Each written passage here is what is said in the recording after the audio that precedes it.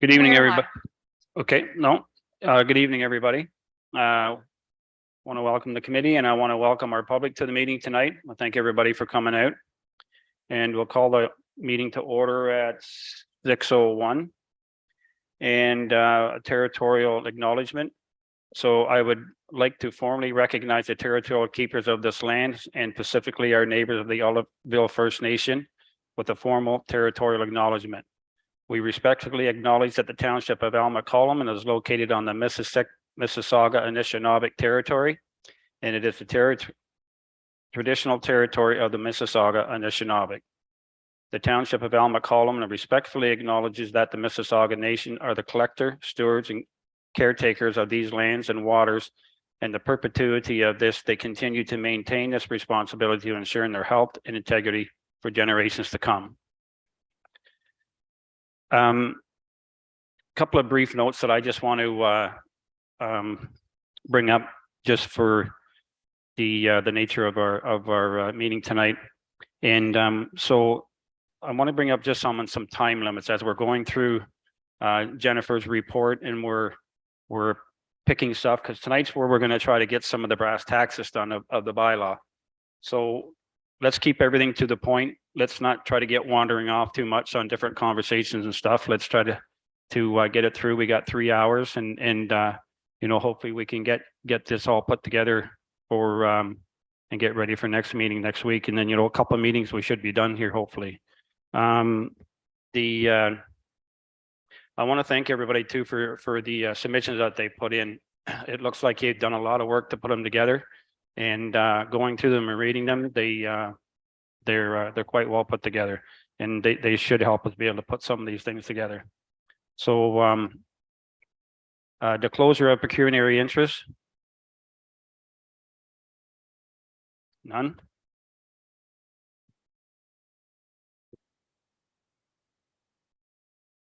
So we have approval of the agenda. I circulated the agenda for the short-term rental for the ad hoc committee meeting for Wednesday, April the 5th, 2023.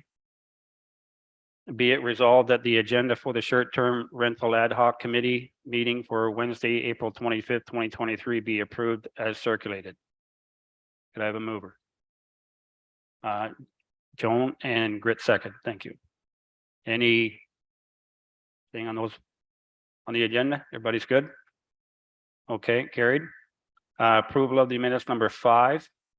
The short-term rental ad hoc committee meeting minutes for the March 22nd, 2023 meeting. Be it resolved that the minutes for the short-term rental ad hoc committee meeting of March 22nd, 2023 be approved. Have a motion for that. Steve, seconder. Alicia, any comments? All in favor? Carried. Thank you. Going back to the agenda, we can take a vote on it. I actually have something to say. Oh yeah, okay, sorry, Grit. I have another submission that I prepared. Sorry, I had another submission that I had prepared for March 15th, but I didn't distribute it. So I have given it to Yolanda and I emailed her earlier about it. So if that could be added under new business, not necessary for discussion this week, but something that can be on the next agenda. Thank you. Okay, great. Thank you. Okay, the business arising from previous minutes. So, okay, so number 7 is a committee report. So a report from Jennifer Current, Senior Planner, dated April 5th, 2023. Read a planning report, short-term rental accommodations. Be it resolved, short-term rental accommodation committee received this report for discussion. Do I have a mover? Joan, seconder. Grit. Okay, Jennifer. Certainly, through you, Chairman Ainsworth. Thank you. Based on the last meeting we had, I put together this brief report. And in it, it summarizes the discussion, I believe, that we had last meeting on March 8th regarding the oh, sorry, it wasn't March 8th. It was March 22nd regarding the short-term rental accommodations and the zoning, which zones they're permitted in. at our initial meeting, March, or it's not our initial, it was our second meeting on March 8th, we reviewed the licensing bylaw. And based on that discussion, I prepared a tracked changes version of the bylaw that identified the areas that I believe the committee had indicated that they wanted to discuss further. So there's a tracked changes version of that. So I thought what we could do now is just go through that bylaw. We don't need to go through every section of the bylaw, just the areas I believe I flagged the ones that the committee wanted to discuss. If at the end of that, there was something that I had missed in the flagging, that's fine, we can discuss it, but why don't we just go through? And I didn't make judgments or recommendations. I highlighted the areas where the committee requested further information for their decision.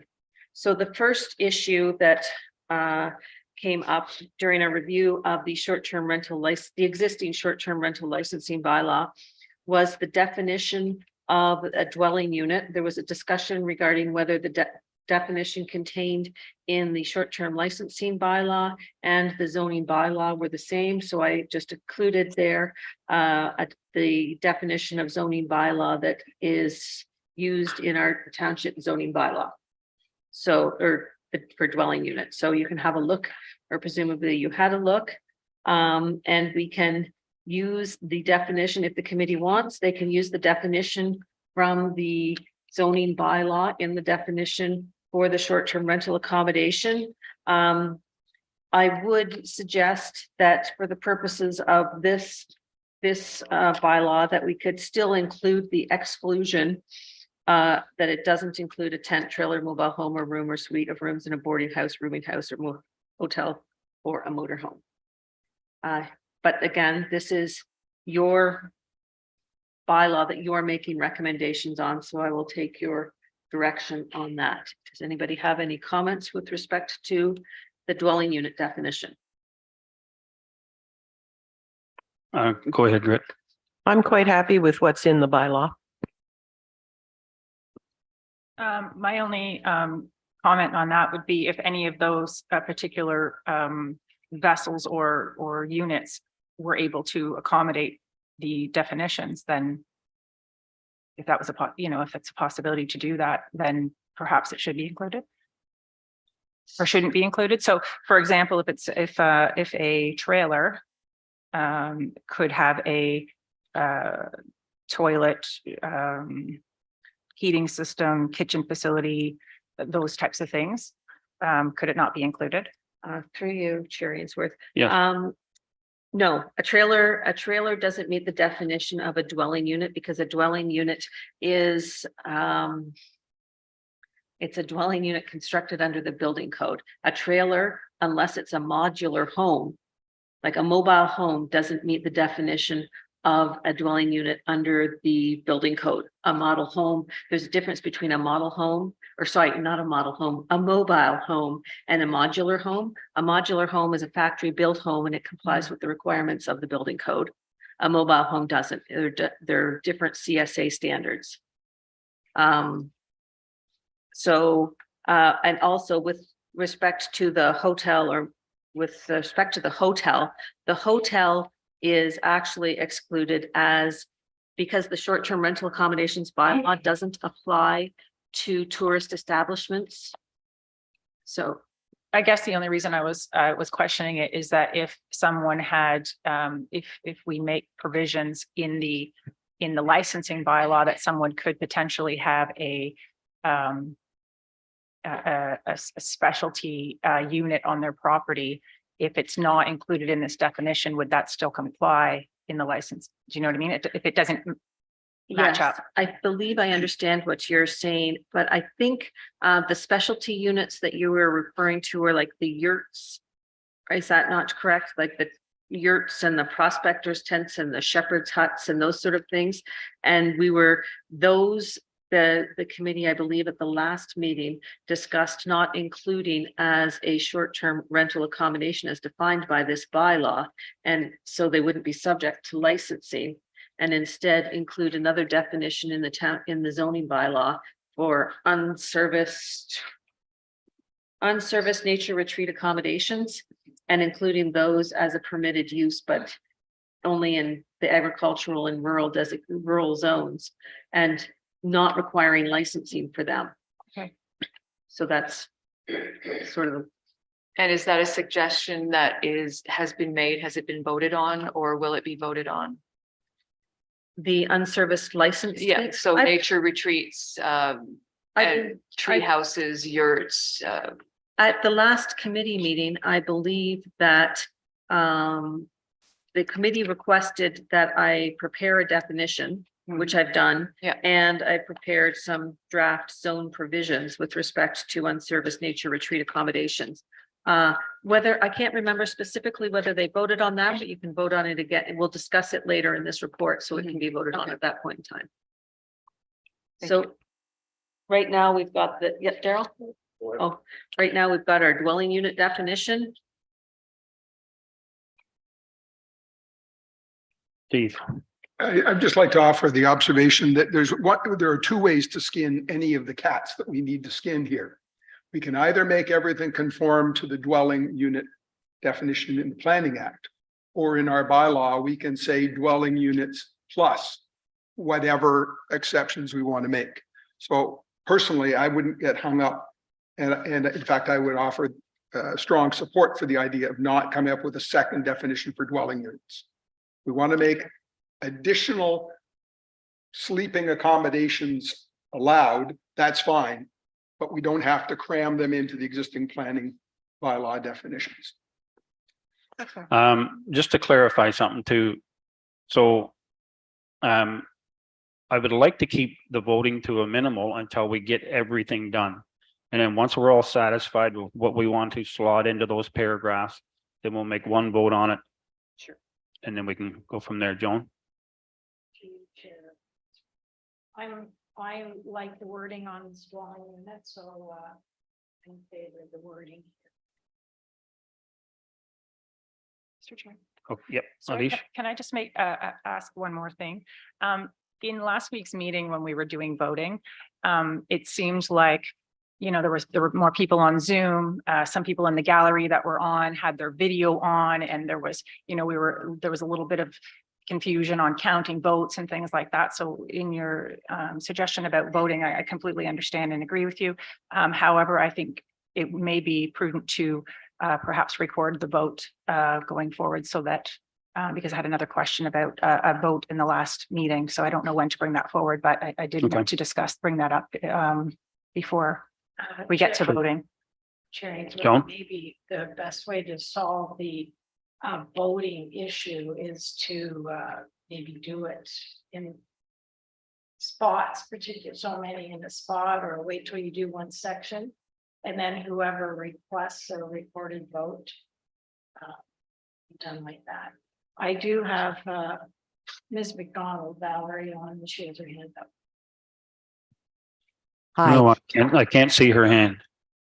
She just sent me a message, she has her hand. Okay, go ahead, Valerie. yes, my little icon says raise hand and I've hit it so that it says raise or lower. It doesn't seem to be turning red anymore, so I thank the deputy mayor for noting. Try it again, Valerie, just to make sure. Okay, so there it Yeah, says see there? lower. It's up there. Yeah. Okay, but my screen says lower hand. That says raised hand. Well, you're backwards then. That's up. Okay, thank you. All right, and now I see it up in the left-hand corner, which I couldn't see before. So I just wanted to say that the definition that is highlighted in the bylaw, I agree with that. I also agree with what, which I think is what Grit was indicating. And when Stephen suggested that we stay with the dwelling unit definition and then add a separate additions if we wish, to me, that makes sense as opposed to having two different definitions, which would be confusing. Okay. So what do we want to do with that? Grit? Do with the definition. Okay, I know, just before you do that, with the voting, we do have an option for chat. Right now, it's just to council chambers, but if you did it to everyone, those that are online could put their vote right in the chat, and then you'd be able to count them. Not everybody has. Yeah. computer. No, Oh, we yeah. vote here, but the ones that are online Yes. can, Sorry, Mr. Chair. So the question is, do we keep this dwelling or do we keep it and add another one? Sorry, Alicia? before I comment on that, I do agree with the dwelling as is and add as Stephen has suggested.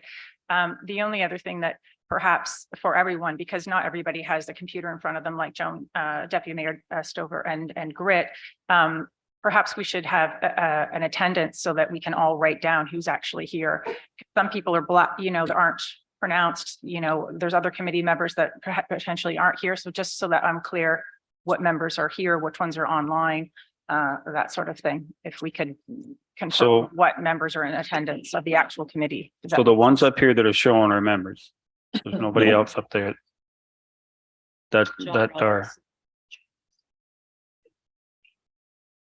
No, they are. Through you, okay, through you, Yep. Chairman Ainsworth. Okay.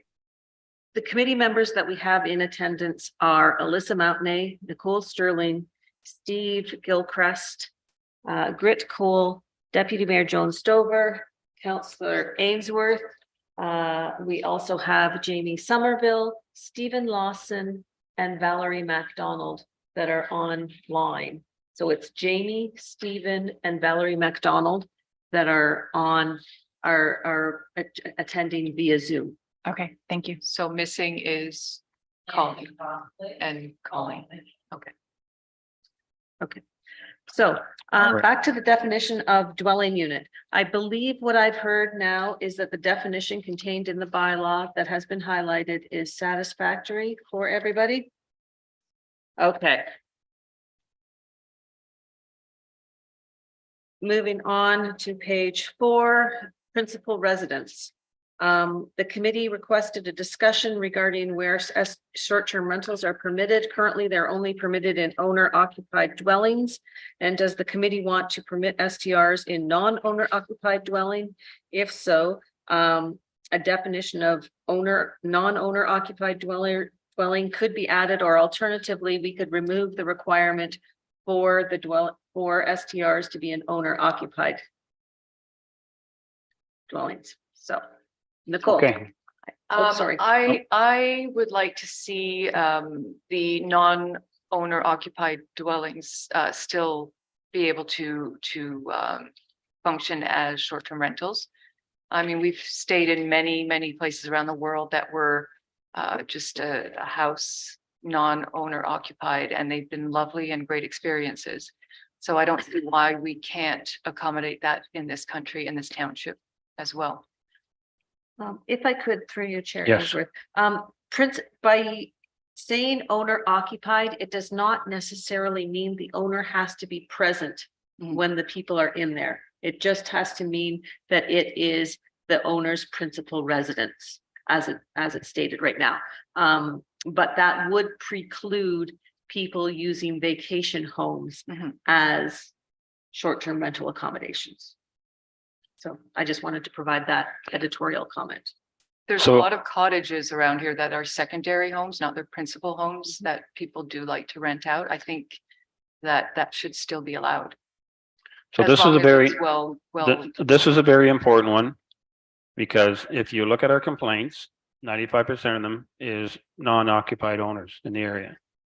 So we really, this is an important one here to protect residents that live beside these things and for enforcement. So this one has to be done right. Joan? To you, Chair Ainsworth, I would be in favor of keeping the, have them in owner occupied dwellings.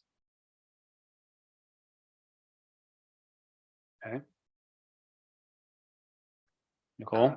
So according to the complaints, yes, most of them are non-owner occupied, but out of the 51 that were detected and sent packages out to, I only see 1540 complaints against 1, 2, 3, 4, 5, 6, 7, 8, 9.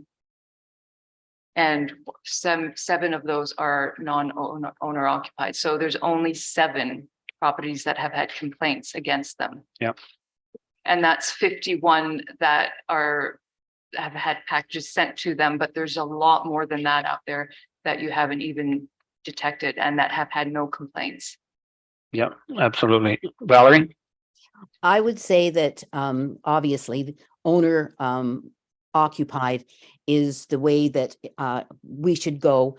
We can always loosen that up in the future, but currently the existing bylaw has not dealt with it. Hopefully, the bylaw that we can craft here will deal with the complaints.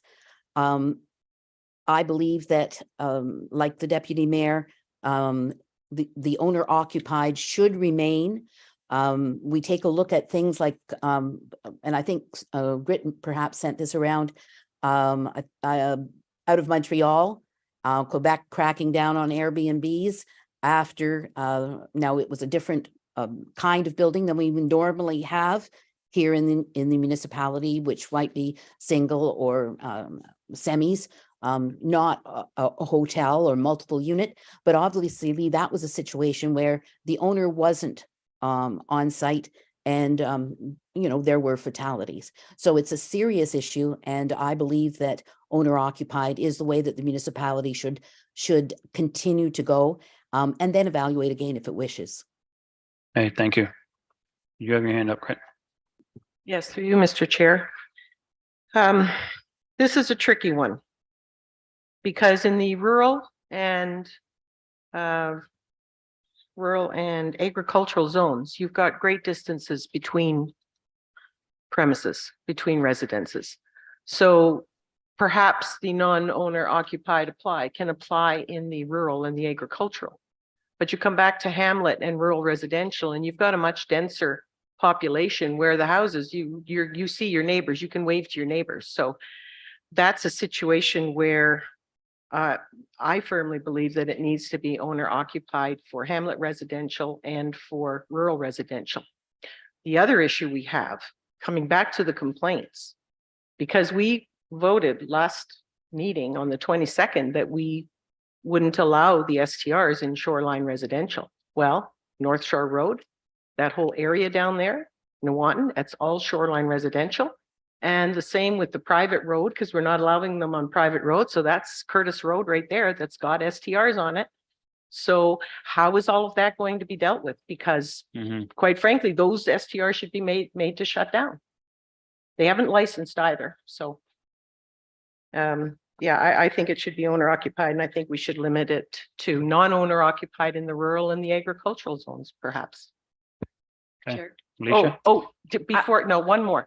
Because the complaints, I would like to see us get away from the complaints, because I've been listening to the complaints for 2 years. And for you to be saying that these people's complaints don't matter, I find that rather disappointing for those residents who have been suffering. I never said they don't matter. Never But you said that. keep trying to limit it and minimize it as though it's I'm not a not- problem. I am not minimizing it at all. Okay, but I'm what is just the point? Telling you what is on the sheet. This I is went through it important. too, but what's the point of going through the complaint? Okay. What difference is it going to make to It the makes a outcome? big difference. Okay, No, that's I enough, you guys. disagree. That's enough. Very important. Let's carry on, stick to the point. And okay, Alicia. I think I don't agree that it should only be in owner occupied. I think that everyone that owns property and is paying taxes, and I understand there are bad apples, but I think that those need to be dealt with in the licensing bylaw. And how I think, I was going to wait to get into this until later, but I think how that can be done is based on how owner occupied and non-owner occupied get licensed. And I think that having bigger fines, bigger licensing fees, and those types of things would go a long way to sort of enforcing those non-owner occupieds to be in compliance. Stephen? I struggle with this one, and if I had to pick a side, I think on balance, I would agree with Alicia. It's tough to take this one out of isolation until we talk about the consequences if you don't play by the rules. The impact, as Chris pointed out, is much greater in a premise that's close enough to your neighbors that noise is a relevant issue, over parking, traffic issues, people drunken, disorderly, wandering around outside the strict boundaries of the property. That is far more likely going to happen on a cottage road than it would on a farmhouse. And so as long as there is a corresponding difference in the treatment of transgressions and a more rigorous enforcement, this is where Daryl would have to come in. I mean, those are I think very material considerations as we move forward, but they could be easily addressed by saying, excuse me, these things are permitted to be short-term rentals, but if it isn't owner occupied, you go to path 2 in terms of the license you get, maybe even the fee you pay for that license, because it is far more likely that the township will suffer an expense in having to enforce one of those noise, traffic, parking issues there than it would on a farmhouse property. Okay, I got Steve on. Go ahead, Steve. You're all broke up, Steve.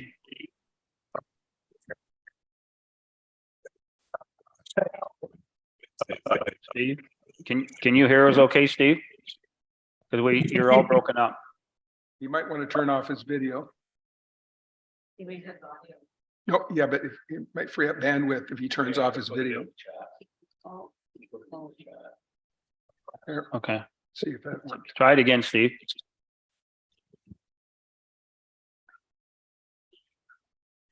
Yeah.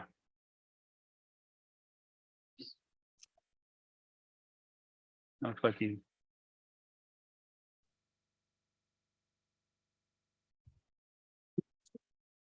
Yeah, Steve, have you got the agenda there in front of you?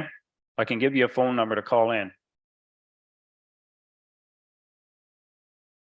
It's almost as if he is muted. Has he turned his mute button? Yeah. Sorry, Steve, it's just not working, your voice. Try that 587 number, Steve, on the front of the agenda there.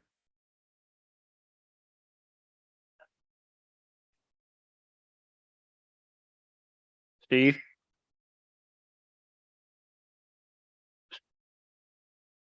Okay.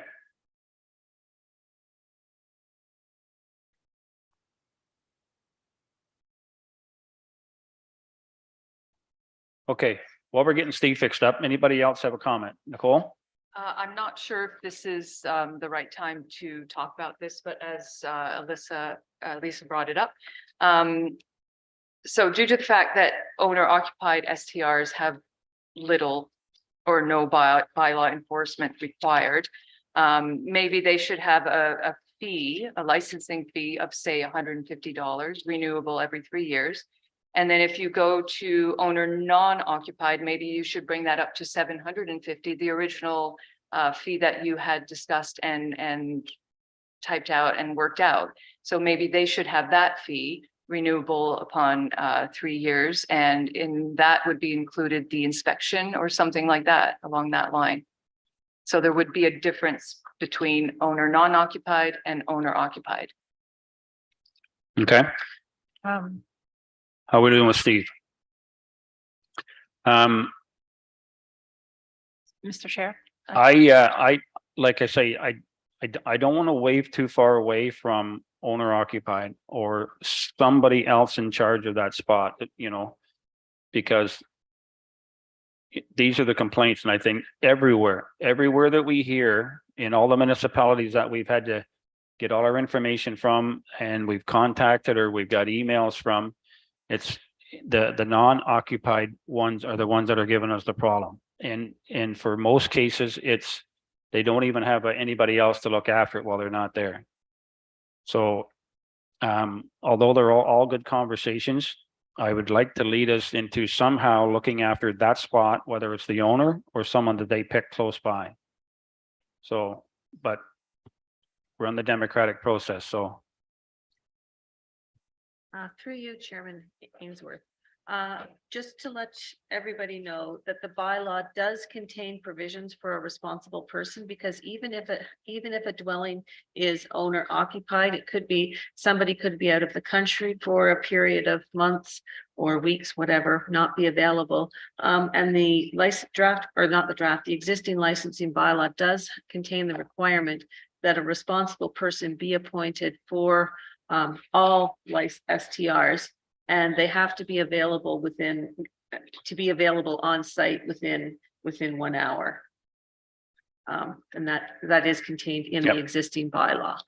And that makes sense. So, Stephen?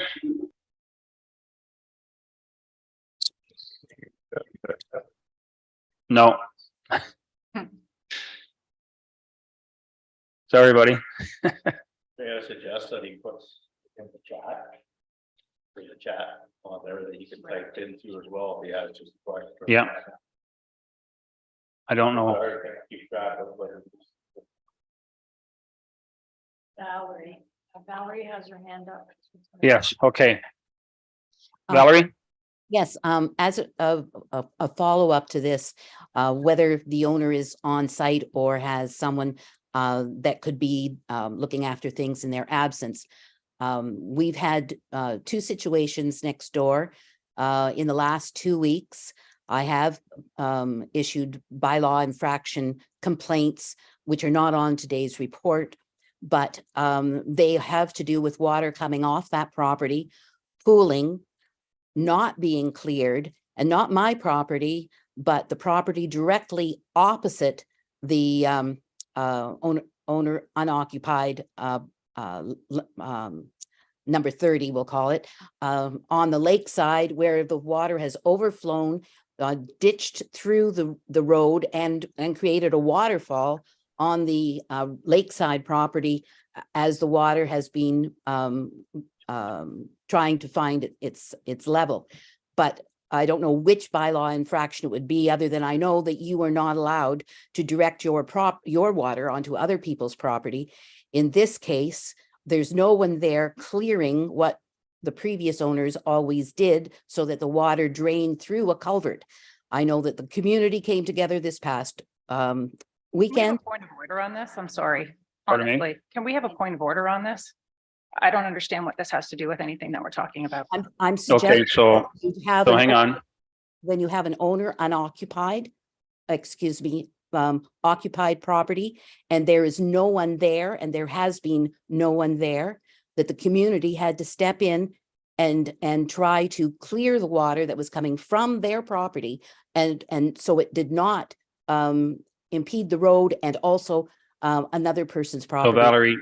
Valerie, she has a point. We're getting off topic a bit. Okay, it's not about a complaint that you have today. It's about whether we want to keep owner occupied. So yes, let's, but- and I get what you mean. I get what you mean, but just, it's, like if the rental unit was rented and somebody was there and that was happening, or there's just nobody there. There's no one there and no one to So call. that's a different subject for Well, you altogether. No, this is owner occupied that we're talking about. And we have that situation. It's not being enforced. I'm still saying it's necessary that it should be forced and included. And this is an example where even our bylaw is not addressing it at present. But if there was Okay. no one who Okay. was able to be contacted, it would be an ongoing and worse situation.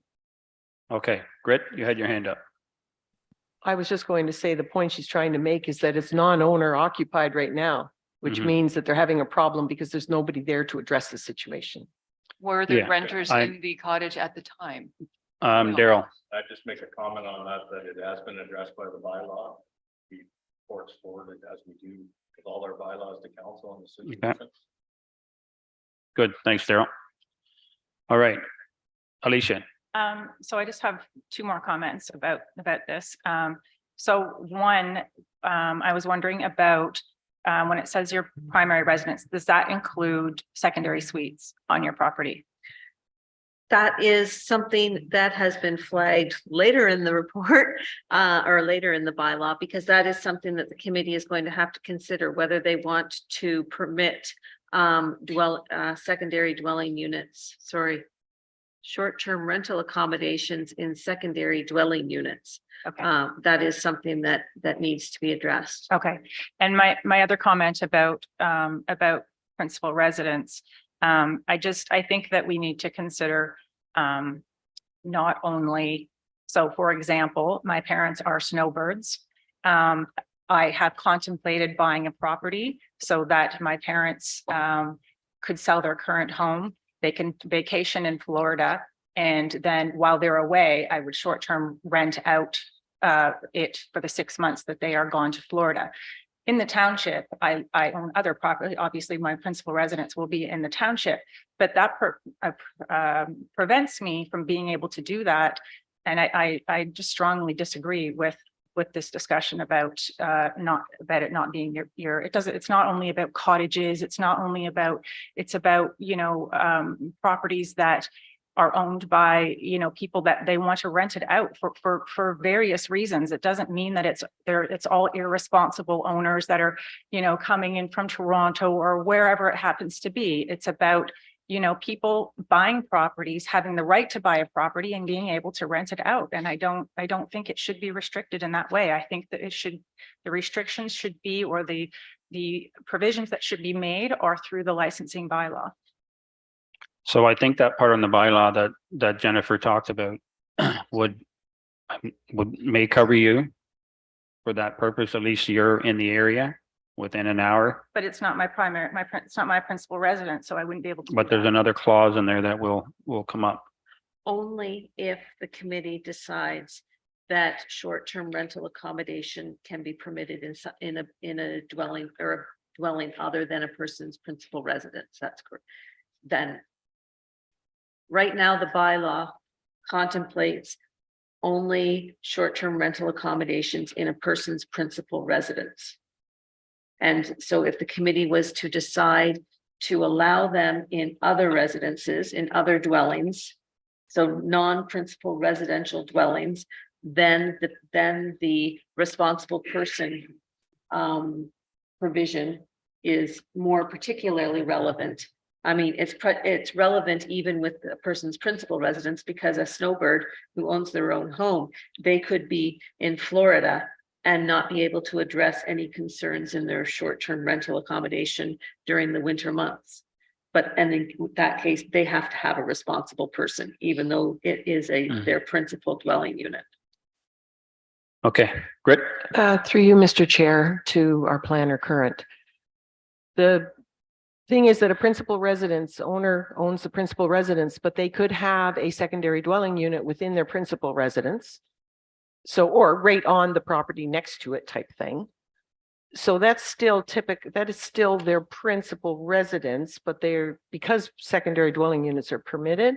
So would it not still constitute that that's their principal residence?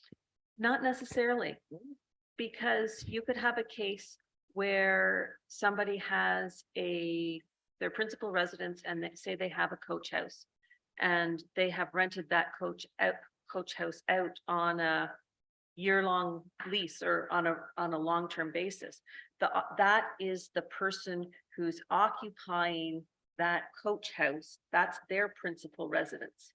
It's not necessarily the principal residence of the owner of that dwelling unit, of the property, right? So then we need to clarify whether or not short-term rental accommodations are going to be permitted in those secondary dwelling units. Now, I doubt if there's many cases where people have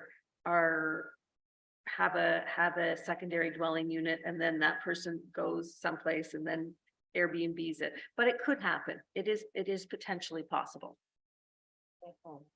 Okay, Alicia. And so I guess what I'm saying is, you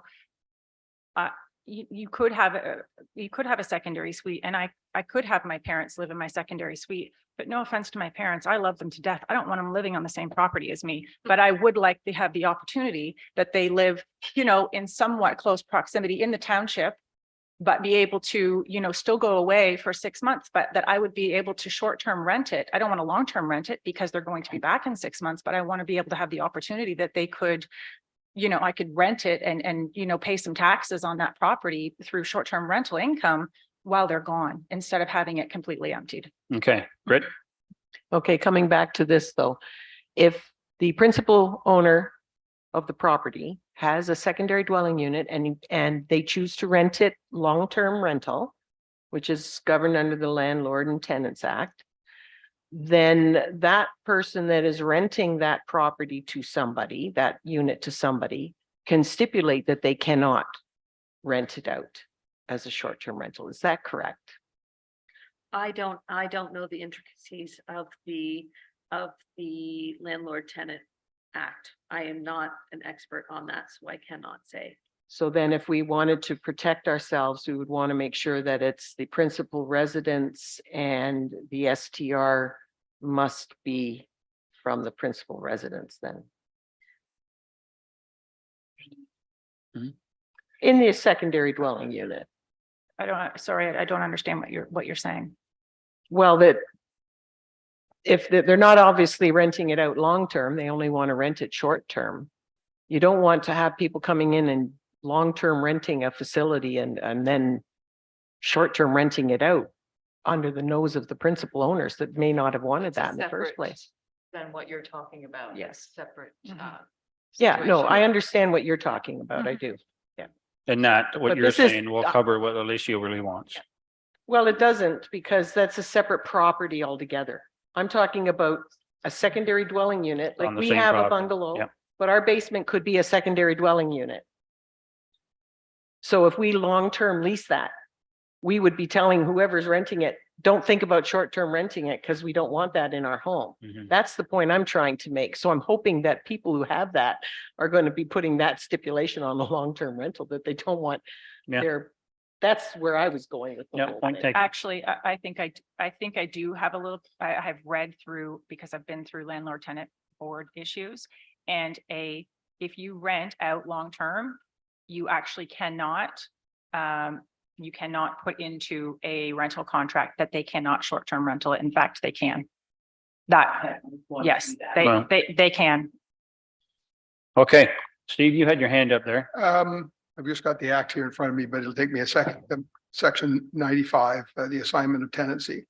If anybody cares. A tenant may assign a rental unit to another person. Section 95(1). The point I was going to make to this, and I don't mean this to be offering tax advice, far from it. But while our bylaw talks about where you get your mail and things like that, that could complicate it for some people. But in the scenario you're proposing, as long as your parents continue to get their mail there, one of your parents, that's their principal residence. They have every right to rent. So it wouldn't, strictly speaking, be you renting it out. It would be one of them, but you would be the responsible person designated to live within 1 hour. Similarly, a spouse, anyone over the age of 18 can designate their cottage as their principal residence. And so that's, you say, okay, then we're disadvantaging single people over married couples or people with children. But that's the way the law is written right now. So as long as you've got someone else in your family who, quite frankly, for tax reasons, on top of everything else, there's a value in designating all your properties as principal residences for one person. It would be only those relatively few people or corporations who would be disadvantaged using our existing wording in our bylaw. Okay, thanks, Steve. So for the committee, let's wrap this part up and I'll just kind of summarize. So we have the principal residence. And I'll ask Jennifer, what if our bylaw covers principal residence plus non-owner residents? And if we're going to accept non-owner residents, does our bylaw cover someone to take their place? So anybody that they appoint. Okay.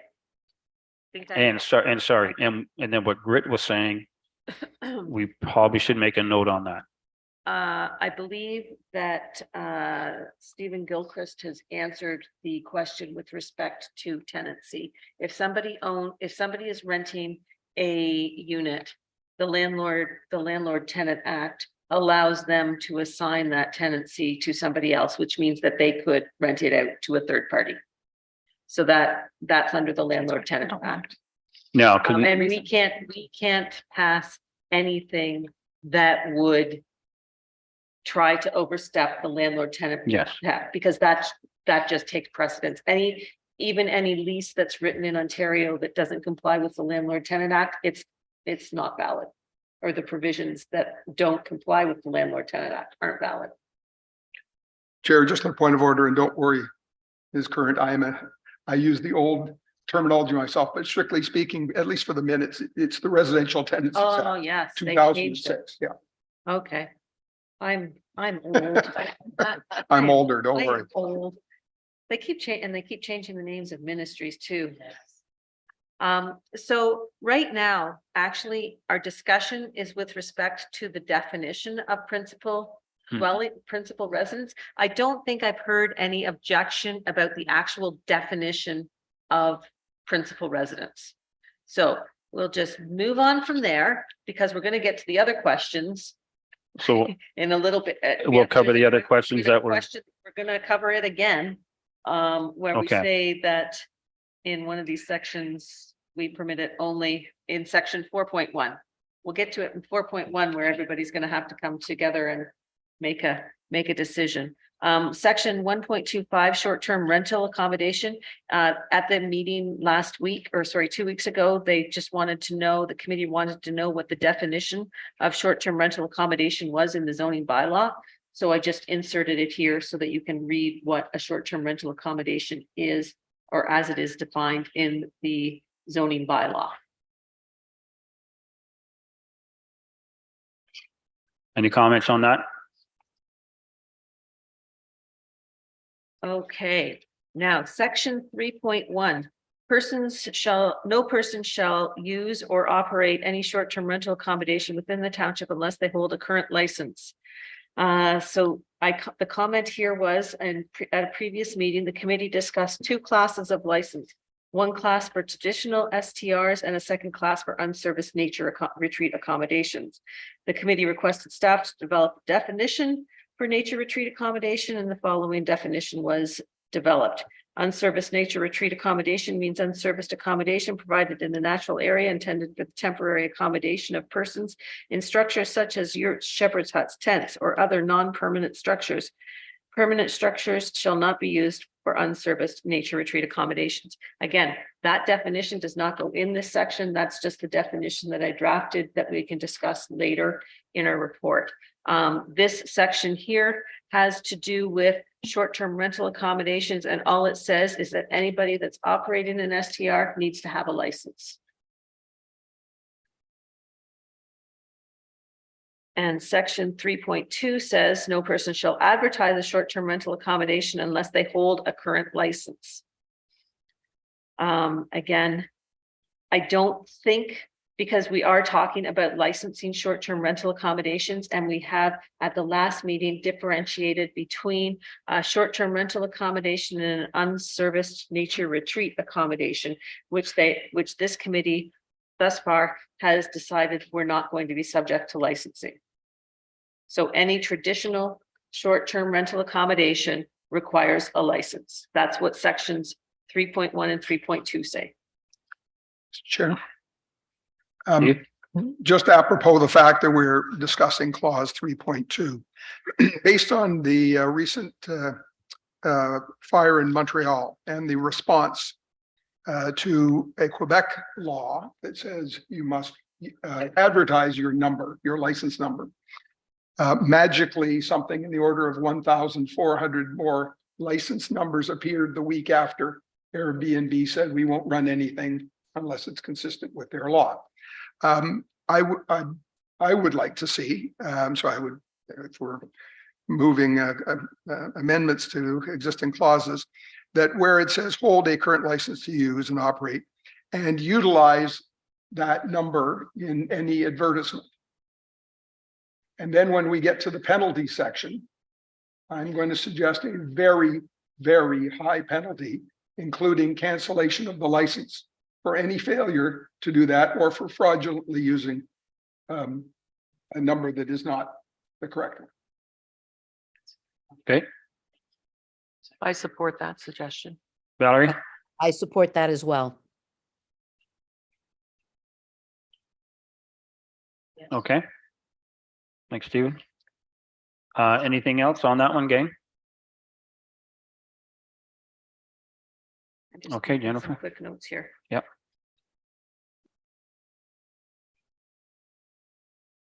Okay, I made a change to section 3.6, but that was just because 3.6 was wrong. So I just made a correction there. 3.9. Pursuant to the township zoning bylaw, no one shall market, provide, or operate a short-term rental in. And here is where we have an accessory building. And an accessory building could be a secondary dwelling unit. And does the committee want to recommend to council that short-term rental accommodations can be permitted in secondary dwelling units? Because if so, then a change is going to have to be made to this, because a secondary dwelling unit could very well be an accessory dwelling building. Okay, Similar. Start with the- Oh, sorry. Alicia, go ahead. I do agree that this should be added and that an accessory building should be added. Yes. That, and Okay, Mhm. thanks, Steve. I'm going to take a contrary position only because E talks about a residential unit that is not the present. So that could be your secondary. So if you've got a granny flat or a coach house or something like that, I would argue that E is the definition that suits that, whereas accessory building is your garage, your workshop, your horse lean-to shed, that sort of thing, and none of which I think would be appropriate. But a residential unit, I offer that for your consideration, might be the one that we want to take out and leave accessory building as a prohibited definition. Yes, Okay. I agree that What- removal of residential dwelling unit is the appropriate one that we should be discussing, and not the accessory building. So you can just, same comment, point E instead of A. I agree. Thanks, Steve. I'm sorry to butt in. I'm Yeah, got my microphone fixed, I think. Can you hear me? yeah, no, go ahead, Steve. We can hear you better now. Okay, and I apologize for that. I would recommend that we can add, if we do decide to do, which it sounds like we're that way to allow non-owner occupied to, if it's non-owner occupied and there's a responsible person, visible, like plaque or something somewhere, that if there is a complaint, if there, there's contact information, they can call or email, or for example, the example of the flooding situation, right? Where maybe no one there, you can, at least who to call and contact and say, hey, there's a in your, or something's, the house is on fire or whatever. Just Steve, you're still breaking up quite a bit, but we're hearing most of it. okay. They do that in Montreal. Okay, thanks. Greg? I hope I didn't lose my train of thought. No, I didn't. Okay. Secondary dwelling units were permitted before we even came up with short-term rental licensing bylaw at all, or any of the problems associated with it. Secondary dwelling units are permitted, and they are permitted in a secondary or an accessory building. No, they're not permitted in an accessory building, are they? Yes, they are. Okay. But in order to have put in that secondary dwelling unit, they would have already have had to go through the building department, gotten the proper permits and inspections along the way. And that was something I did mention in my report that's on for today's meeting, the April 5th report, that if these, or no, it didn't. It's actually, if secondary dwelling units have already been through this whole process, perhaps it should be an easier licensing process for those units where they're owner occupied And the secondary dwelling unit has already gone through the secondary dwelling unit process, permit process and approval. And therefore the short-term rental would be just a natural use for it. Okay. Any other questions or comments? Okay, Jennifer. Okay, now, You want to read off kind of where we sit with this? so this is, I believe what I'm hearing from, this is section 3.9. What I'm hearing from the committee is that we're going to strike section E. And presumably no person should record, which does not prevent people from, well, I don't know, a residential unit, this is going to come, our decision on section 3.9 is also going to hinge on our decision on section 4.0. Because 4.0 says a license shall only be permitted in the owner's principal residence. This is where, and then residential unit. Pursuant to the township zoning bylaw, no person shall market. Because as the bylaw stands right now, we only allow them to have a short-term rental accommodation in a person's principal residence. So section 3.9 says you can't advertise a short-term rental accommodation unit or residential unit that's not your principal residence. But if we decide that they're allowed, that we will permit secondary dwelling units to be used on a property that is somebody's principal residence, then that is a variation on the whole, like there's many iterations that we can have. You can have a permit short-term rental accommodations in a person's principal residence and any secondary dwelling units within that same property, because it's the person's principal residence and associated other residential units. Or if the committee chooses to recommend to council that short-term rental accommodation be permitted in all residential dwellings, not just owner or a person's principal residence, then I have to come up with different wording. So it depends ultimately on what this committee wants to recommend to council, whether or not you want to permit short-term rental accommodations in in dwelling units other than a person's principal residence, and whether you want to permit them in secondary dwelling units. Sure. Steve? Without getting too far into the weeds, Madam Planner, stop me when I get to something that is incorrect, because I'm trying to wrap my head around the secondary units. If we are talking about legal secondary units, someone has come into the township, has paid the appropriate fees, has had the appropriate inspections, has built the improvements on their site, and pays a higher tax as a result of that. It continues to be one property owned by one, or could be a couple. That is their principal residence. We don't make a distinction between a basement Correct. room or a third floor room in the attic. I don't think we should be making exceptions for secondary units. That is still their principal residence.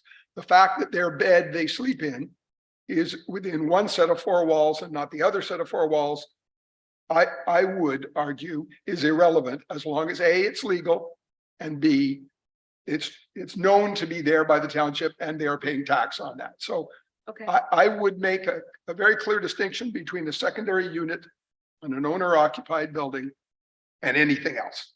So I'm at least willing to, without any other questions, to embrace that. And that's why I thought 3.9E would be in stark contrast to that and would need to be removed. Mhm. Okay, Valerie? I believe that a second dwelling unit should not be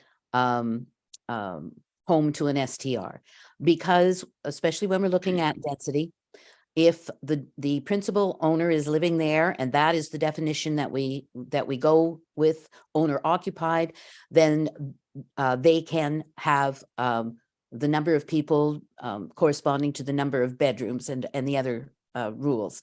But then if there is a secondary dwelling unit, then those same rules can apply, and you can end up not with double the concentration of people there, sure, for a short-term rental, but a quadruple.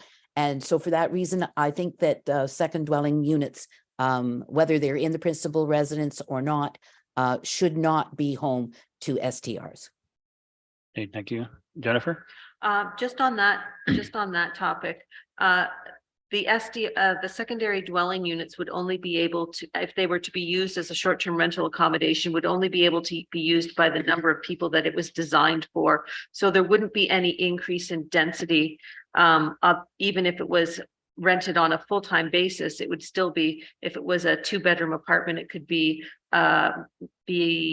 occupied by 4 people, 2 people per bedroom. If it's a short-term rental, it could be a different 4 people all the time, but it's still only 4 people. So it wouldn't be an increase in density with respect to that. Thank Okay, you very much for that clarification. so can we put something together with the information we got here? I still need a direction from the committee as to whether short-term rental accommodation are going to be permitted in dwelling units other than a person's principal dwelling unit. Okay, let's have a show of hands. This is one of the ones where we're going to Yeah. we're going to need a vote on this. I We can agree. take a recorded vote on it. On a point of order, could we do this in 2 steps? So that there's no doubt in the minds of the planner when it comes to drafting this bylaw, that we either have or have not accepted that anything, including a secondary unit on a principal residence, is like, we're not going to split hairs when it comes to principal residence. That will not be considered different if it's a secondary unit on that same property. So an owner occupied principal residence could rent out a secondary unit as our, so that's what I'm asking our first vote be. And then Okay. if we want to add other property types, that would be the follow-on vote or votes. On a different set of property. Yes, on different, so let's deal with Yeah, the principal okay. residence. If we can. Okay, does that make sense to everybody? So if what I'm hearing, you would like the first vote to be, and it actually will go back to our definition of principal residence. It will add, the principal residence shall include all or any secondary dwelling units associated with that. Legal, Principal with- residence. Yes, legal or approved, whatever word terminology you would legal. be most comfortable with. Okay, so we're gonna vote on, Ask for one more clarification before we. Go ahead. Chair Ainsworth. So when we're talking about voting for owner occupied, so we're not specifically saying that people have to be in residence that are renting their house out or whatever. Is that what we're saying? Yes, we've been using owner occupied, and that's kind of a misleading term. If we use the word principal residence, that's a little, it's their principal residence. They don't have to be in-house. They don't When- have to live there. They don't have to be there when the guests are visiting, but they do have, that has to be their principal residence where they receive their mail, their tax bills, that kind of thing. That's what we're talking about for principal residence. So we would, whether we would accept that to be the standard, that we would go ahead and support that. Yes, right now, we're in one talking- case. Right now, we're First just stage. include, the Yeah. first stage, we're including that the principal residence shall include all legal secondary dwelling units associated with that residence. Yeah. That's the first, doesn't have anything to do with whether or not it's being used as an STR. So I would Okay. make that as a So- motion. Yes. Seconder? Valerie, any more discussion on it? Now, do we want to do a show of hands? I believe people have asked for recorded votes. Recorded vote for them? Okay. I'm gonna start with Alicia. You okay? Oh, Yolanda. Yeah, I have to do the recorded vote. Just one moment. Okay,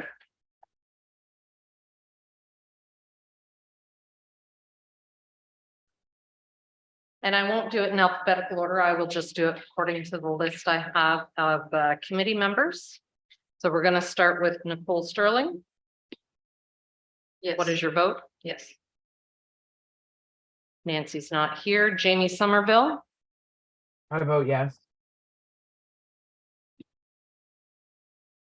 Valerie McDonald, No, Steve Lawson, can't hear you, Steve. He says yes. Got his thumbs up. Rick Cole, Yes.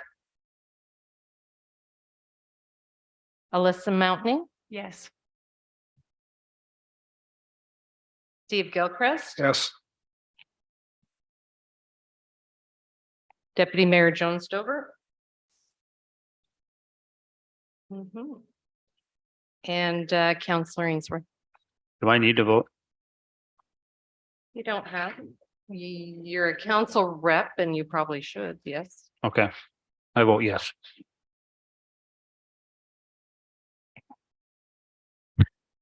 Well, I was just here for the tie.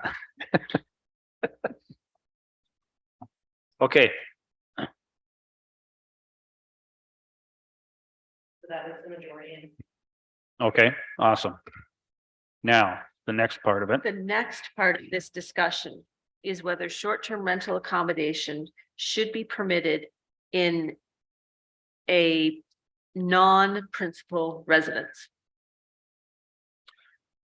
Again, on a point of order, are there any other comments you're going to be making later on in the current bylaw that would have any impact on our perspective of question that you're proposing before us now? Could we put something in there? I don't believe there are. I believe this is the Okay, meat and potatoes of the bylaw. There is a section later in the bylaw where the committee asked about whether inspections should be see that. taken place in a person's principal residence. That there's that discussion, but I don't think it's necessarily relevant to this particular, whether or not they're permitted in non-principal residential dwelling units. So Jennifer, can I ask that the part where they said they have to have an appointee for complaints? Because that would kind of, I mean, if we don't have that part, then Okay, just a second. In section, sorry, I just have to find it.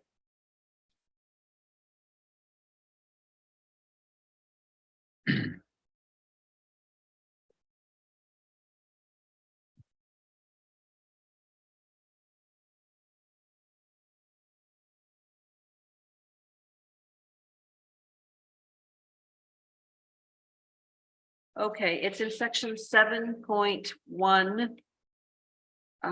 C. This is the application requirements for a short-term rental.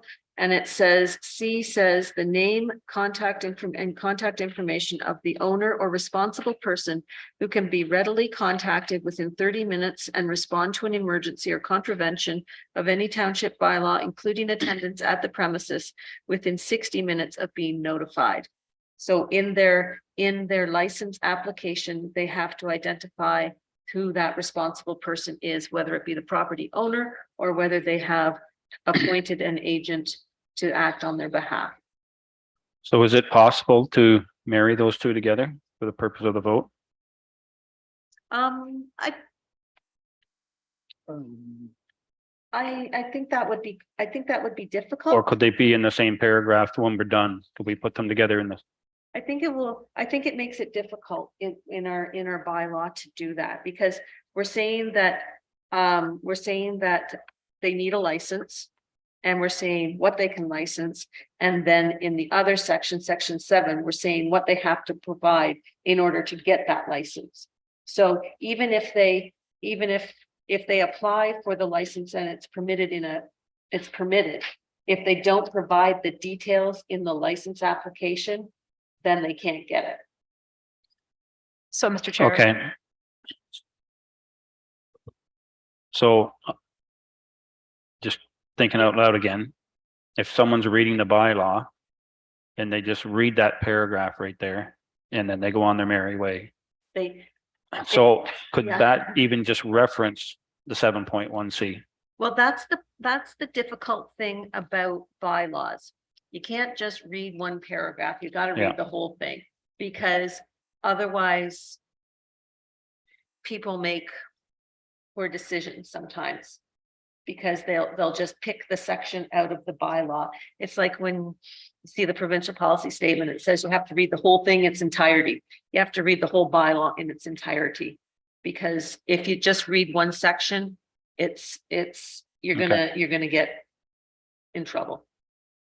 Okay, we got two people online here to, so we've got it. So hang on. So maybe what we should do is take a motion to get this going, then we can have the discussion.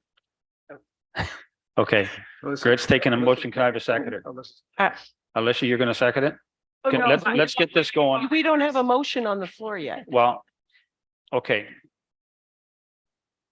What are you so moving? let's, what, I would like to make a motion. okay, I would like to make a motion that we support non-owner occupied STRs in the rural and agricultural zones, but that they must be owner occupied in the, or principal residence in the hamlet residential and rural residential zones in order to protect long-term housing, because too many are being bought up. This isn't part of the motion. This is just my discussion, that too many are being bought up to be used as short-term rentals, and we need long-term housing. So I think you can allow it in the rural and agricultural areas, but I don't think it should be in our densely populated areas. I would Unless second. it's the unless it's the principal residence. okay, so that's a different motion than what we were going to start with, right? Chair, can I paraphrase? Am I understanding you correctly to say you move that non-principal residents be approved for short-term rental qualification only if they are within the hamlet, or sorry, only within the rural and agricultural zones? Yes. Okay. Do I have a seconder on that? I'll second that. Valerie, okay, we'll take Valerie. More conversation. Alicia? So outside of what Stephen was talking about taxation and such, that would essentially mean that if I wanted to buy a house for my parents in the hamlet, I wouldn't be able to do that. That's correct? No, and use it as a And use short-term- it as, and be able to have them stay there for 6 months of the year and short-term rent it the other 6 months of the year.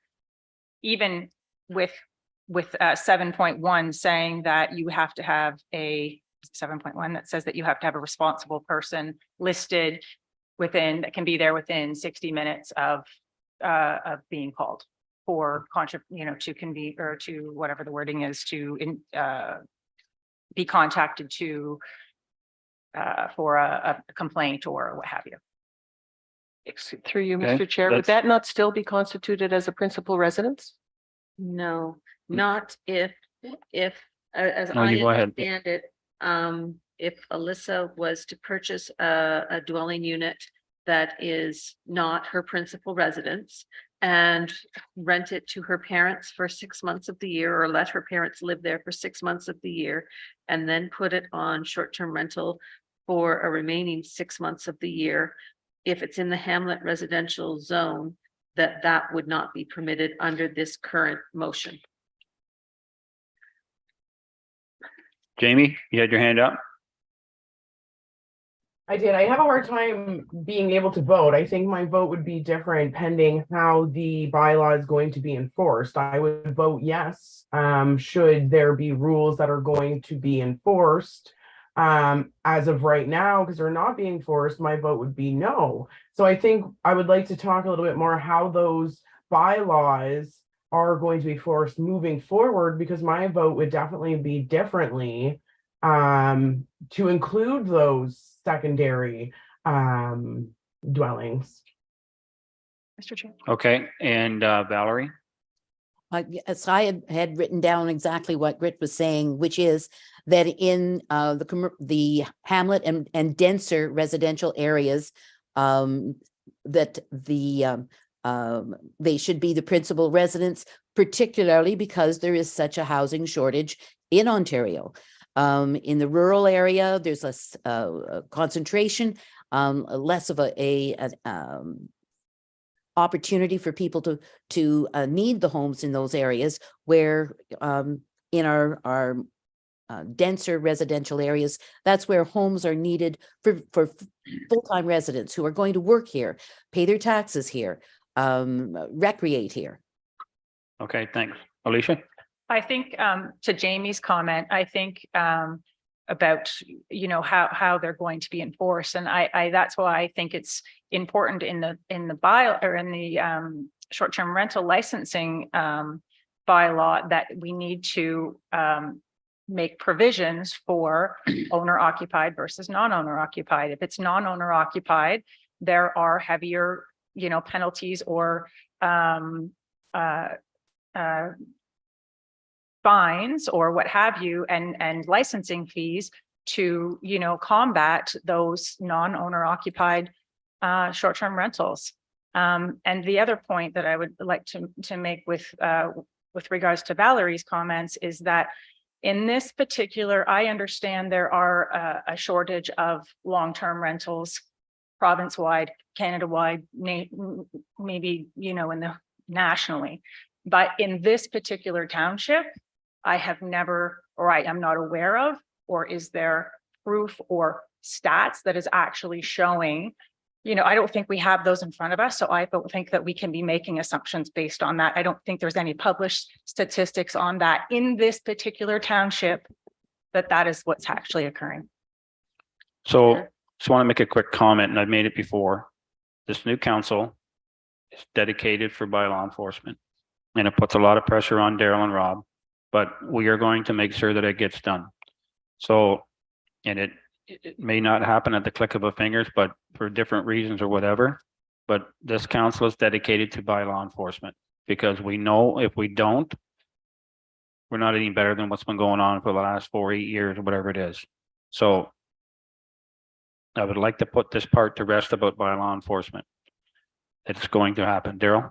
I just make a comment that to not, thank you for your comments or whatever, but we have had bylaw enforcement. Oh, absolutely. Years. And as every bylaw, we will enforce it as we can and with the staff that we do have. Yep. So it will be continued to be forced as this bylaw right now is being enforced as well. I just want to put those comments out there. No, thanks, Daryl. And it's a team effort here, right? It's a team effort with us all, residents, council, and our bylaw enforcement and staff. And it's a clear message to the staff that we are going to enforce bylaws, and we're going to support Daryl and Rob at every angle of it all. Stephen? I don't mean to put Alyssa on the spot here, but again, to use your scenario, even if they're designated as the tenants, then as tenants, they have the right under the Residential Properties Act to let as a short-term rental. So I'm having some difficulty.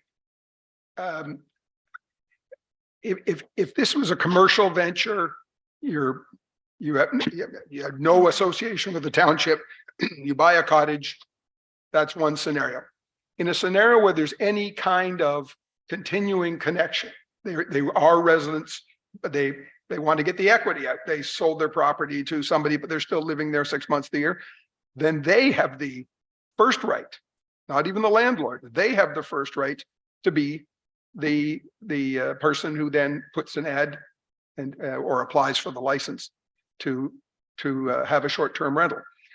If you're doing it with their cooperation, you can put that ad out there. But simply having some other family member that you can designate that property as their principal residence, And you can have, if you have 12 kids over the age of 18, you could have 12 properties in the riding that qualify. So I offer that for your consideration only because under your scenario, you'd have two different ways to absolutely still conform.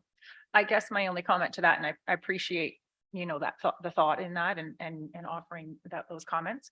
I guess the only thing, and I'm just playing the devil's advocate, is my parents are aging. They might not always be able to stay in that home. I understand why long-term rentals are needed. I have been through long-term rental, and for me personally, it's not for me. I would never long-term rent again because I've had two very terrible experiences. But, you know, then at that point, you know, my parents have to go to a home or something happens to them. Then all of a sudden I have, my only choice at that point would be to sell the property because I wouldn't be able to have the opportunity to short-term rent it, even though I'm currently a resident in the township. I could be there within much less than 60 minutes, you know, would be. So that's my only comment back, I guess. Okay, we got two on here, two hands up. One sec. Okay. Go ahead, Jamie. With some of those fees, you know, in Daryl's defense, you know, most of these are on weekends when he is not working and not able to come and attend to those, you know, and once he gets there, things are done and everything's, you know, we weren't doing that, or, oh, that wasn't like that, or, you know, we didn't have that many people. So would we be looking at using some of those licensing fees to have a 24-hour, whether it's a call service that comes in and then that person goes out and they get X amount per call, something in the area? Would we be looking at something, or would the township be interested in something like that as opposed to putting it I'm gonna let Daryl answer that one for you. Thank you. That is a good question, but for anybody that doesn't know, on our website, we do have a 1-800 number emergency line that you can call in. And the answering service does ask if it's a public works issue or a bylaw issue, and it's for 24 hours a day. So it is available now. And then once the answer service finds out what where the issue is, they do forward it to myself and bylaw officer Gerd as well. So we are available for 24 hours that way already. Okay. That answer your question, Jamie? It answered it, yes. Thank you. Okay, good. Thank you. Valerie, you had your hand up? Yes, I was just going to say that although the township doesn't have specific numbers about the housing that they may or may not have, we know that on a provincial level, there are hundreds of thousands of people alone as immigration that are coming and moving from urban areas into rural areas. When you take a look at a forecast over 5 and 10 years, as well, does not, if homes are purchased by corporations or are rented out on an ongoing basis, short term, not long term, it is an impediment to children who are growing up here, wanting to work here, wanting to have their families here. So you have to look at it as a continuum from both within the township and from the urban area pressure onto the township. Thank you. So, okay, let's take one more grit and then we're gonna take a vote here. And it comes back to the question of what is the housing requirements in this township? We are limited in development just by the very nature of our township. So it's not that we're looking to increase all kinds of housing everywhere. No, but the long-term housing that we do have is crucial to the continuation of the township as a whole. The short secondary dwelling units were meant to help alleviate the housing shortage and provide more affordable housing for young people who cannot move out of home on their own because they just can't afford to get a place, and to perhaps help young families as well to have a place to call their own, and for seniors that would like to stay in their area and their family is still there, or just they're going to sell their main house or not sell the main house, but rent out their main house and they live in the secondary dwelling unit, however they choose to do it. But when it comes down to affordable housing, this township is not one that can do affordable housing. We have the lowest, if not the second lowest, if not the lowest tax rate in the county. but it's expensive to build and buy here because of the lot sizes, because of the property size, the land. So people who build here, it's because they can afford to. So it's not like we're going to be able to attract a lot of affordable housing or generate it, but secondary dwelling units could help that. Where we do have a waiting list, and I can speak to this because I know firsthand from the person on the board for Haldeman Courts, is affordable housing unit. It's a row of townhomes here in apartment units really, but it's one level. Right in behind, not far from here. And it has a waiting list of almost 60 people to get into units. And there's what, how many units are in there? Can you guys remember how many units are there? Is it 12, 13? Do you No, know? it's quite, Alderman Courts? I want to say, Not- I would say two dozen. Yeah, I don't even think it's as high as 24, but at any rate, they've got a wait list of almost 60 people. And I Okay. guess my point to that, Grit, is that, you know, by not being able to buy a property and have my parents live in town, that's a detriment, because those people, I'm assuming, that are living in those units are probably potentially elderly. I think Mr. Gilchrist just explained that whoever your tenant is for 6 months is the long-term tenant. So you get around it Okay. that way. can we have this read back so we know and then we'll take a vote? Okay. I believe the motion that is currently on the floor that was moved by Grit and seconded by Valerie is that owner occupied short-term rental accommodations be permitted in the agricultural and rural zones only. Point of order. I think we agreed we'd use non-principal Non-principal residents. residents, yeah. Okay, we're gonna do a show of hands. You want to run that?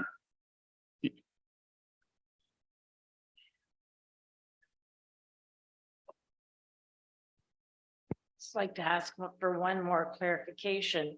Would that take into the shoreline issues that we're having, or could we include the shoreline properties? Because that is the As it hot topic. As Not it allowed. stands right now, the decision made by the committee or the recommendation made by the committee at last meeting was that short-term rental accommodations not be permitted in the shoreline residential zone. Perfect. I just want a clarification. Thank you. Okay, Forgive my asking another point of order. If we've already done that, and we've already agreed with the approvals of which classes we would allow them in, why do we need another motion? And I say that only because when you start having two motions, because last week we did go through zoning category by zoning category and said which were in and which were out. We have a second motion, I guarantee you. It has nothing but the potential to create confusion. Mr. Chair. That was Yeah. why when we were going through that process, I asked if we would be able to speak to the designations of each of those zones, and I was assured that we would be able to do that through our planner, if I'm correct. Okay. yeah, Okay, but just before because we're all going to be asked to vote on this. So are you suggesting that this is the binding vote and what we had last week was something less than that? Yes, what we were, through you, Mr. Chair, what we were going through was where would you permit short-term rentals? But it didn't have any parameters around it. And that's what I was concerned about, because I would have voted yes for short-term rentals in the hamlet and rural residential if it was owner occupied principal residence or principal residence. But if not someone to just come in and buy up homes in a residential area that doesn't even live here. No, see, those parameters weren't in our discussion at the last meeting. Yolanda, you want? Yeah, I just wanted to make a note that at the last meeting, this friendly vote that we had about the zones and where people wanted the short-term rentals, it was not under a motion. There was no motion direction given. Perfect. Okay, good, thank you. Mr. Chair, So- I'd like to propose an amendment then to the motion that's on the floor. That you add Oak Ridges Moraine Countryside to the list of eligible areas. I second that motion. You want it to be added as being allowed? Allowed, yes. I I second. concur with that. Okay. You so- can't second it. It's my motion. Well, He wants to no, do no, friendly amendment. it's an It was- amendment to your motion. Oh, If sorry. you, if you will accept it as a friendly amendment, then we don't need a second. I will accept it as a friendly amendment. Thank you. So does that, Could I have some clarification here? Okay, so now what I am hearing is the motion has been amended to read that short-term rental accommodations in a person's in a non-principal residence are not permitted in the agricultural zone, the rural zone. and the Oak Ridges The Marine. reverse of that. We're Reverse. reversing it now. So, no, That was the original, I believe the original motion was that non-principal residences, non-principal residents, short-term rentals are not permitted in the agricultural and the rural zones. no. no, No, they are permitted. permitted. They are. Permitted. Okay, are To permit permitted, them, sorry, yeah. yes, permitted. So that this is Now, on the agricultural, the rural and the Oak Ridges Marine Countryside zones, you want to permit both principal residents Oh, they already short-term are. rentals, just all short-term rentals, period. Whether or not they be owner occupied or non-owner occupied, or not principal residences. Mr. Chair, if through you. Yep. So the first vote has taken care of principal residences. And They apply anywhere in the township. Now we are saying that non-principal residences may be eligible for short-term rental licensing within the agricultural, rural, and Oak Ridges Marine Countryside zones. And Mr. Chair, I can't second that motion, even though it's considered a friendly motion, motion. I can't second that. Okay. So, I need some more clarification. This, and while I just want to add some more mud to it here, like, so if we're doing this, should we be talking about the shoreline again? Okay, Well, that would depend on how the vote goes, Chair. I- This motion fails, then any other combination can be brought back in a second motion. I thought that I'll say, so, the first motion that was passed just had to deal with including secondary dwelling units associated with those properties are considered part of the principal residence. That was our Yeah. first, Right. that Yeah. was our first one. It didn't say that short-term rental accommodations are Forget- permitted I everywhere. misspoke myself. Oh, okay. Yeah. Going, I missed something. What I should have said was anywhere which the bylaw otherwise permits. But principal resident, the point I was hoping we would accomplish, and we did, is just make a clear distinction that secondary units continue to be considered principal residents. Correct, that was our first one. So That was our first. that's all I would try. Okay, that was our first one. And so right now, what we're saying, or what I'm hearing, is that short-term rental accommodations will be permitted both in a principal residence and non-principal residence, so any Mhm. dwelling unit. So rather than differentiate, they're just permitted in any dwelling unit. In the. Again, forgive me, do we need the word legal or approved or something that, We can include that, legal approved. whatever, whichever you choose? Yeah, in the agricultural, rural. And Oak Ridges Marine. Countryside. Yes. Forgive me, Chair. Yep. Should we be saying in addition to the zones already approved, which are the, help me out here, Madam Planner, but they were the commercial. Well, see, not that's Commercial, was, right now, yeah, go ahead, Daryl. Just to clarify, when you say legal dwelling unit, what would classify an existing dwelling, say it's an old farm country house, but not in a legal unit? Unless you're talking about a secondary dwelling unit was built inside that without a permit afterwards. So you have to. Sorry. So my comment to that would just be, and again, I'm just making comment from a building point of view. What I mentioned was, you had mentioned about a legal dwelling unit, but if it's an existing dwelling that's been there for years, what would classify it to not be legal dwelling unit, other than if you're talking about an apartment built in there without a permit, but then if the person applied for a licensing and fire went there and did their inspection and came back and found out there was an apartment in there, they wouldn't be granted that licensing until they went to make that legal. So I just don't know if you want to put that legal dwelling unit in there, if it's not just, do you know where I'm getting with that though? I do understand, Daryl, I guess, through you, Chair. They would fall into two categories. If somebody just plain slapped up a building and didn't tell you, It didn't, right. then I don't think they get any consideration by the township. In the scenario you're talking about, again, if it would have had a material impact, for example, on the property tax charged, then I would not be sympathetic to somebody being considered for this license, when in fact they've stiffed the township in another way. So when we talk about the zoning, there's the inspection from the various states. I don't think we should make a distinction. If they walk in there and say this wiring is illegal or this wall is illegal, both of those things are equally bad. No, and I agree 100%. All I'm asking is, you had mentioned in that comment, legal dwelling unit. I'm just wondering if you don't want to put the legal dwelling unit, just put it as a dwelling unit.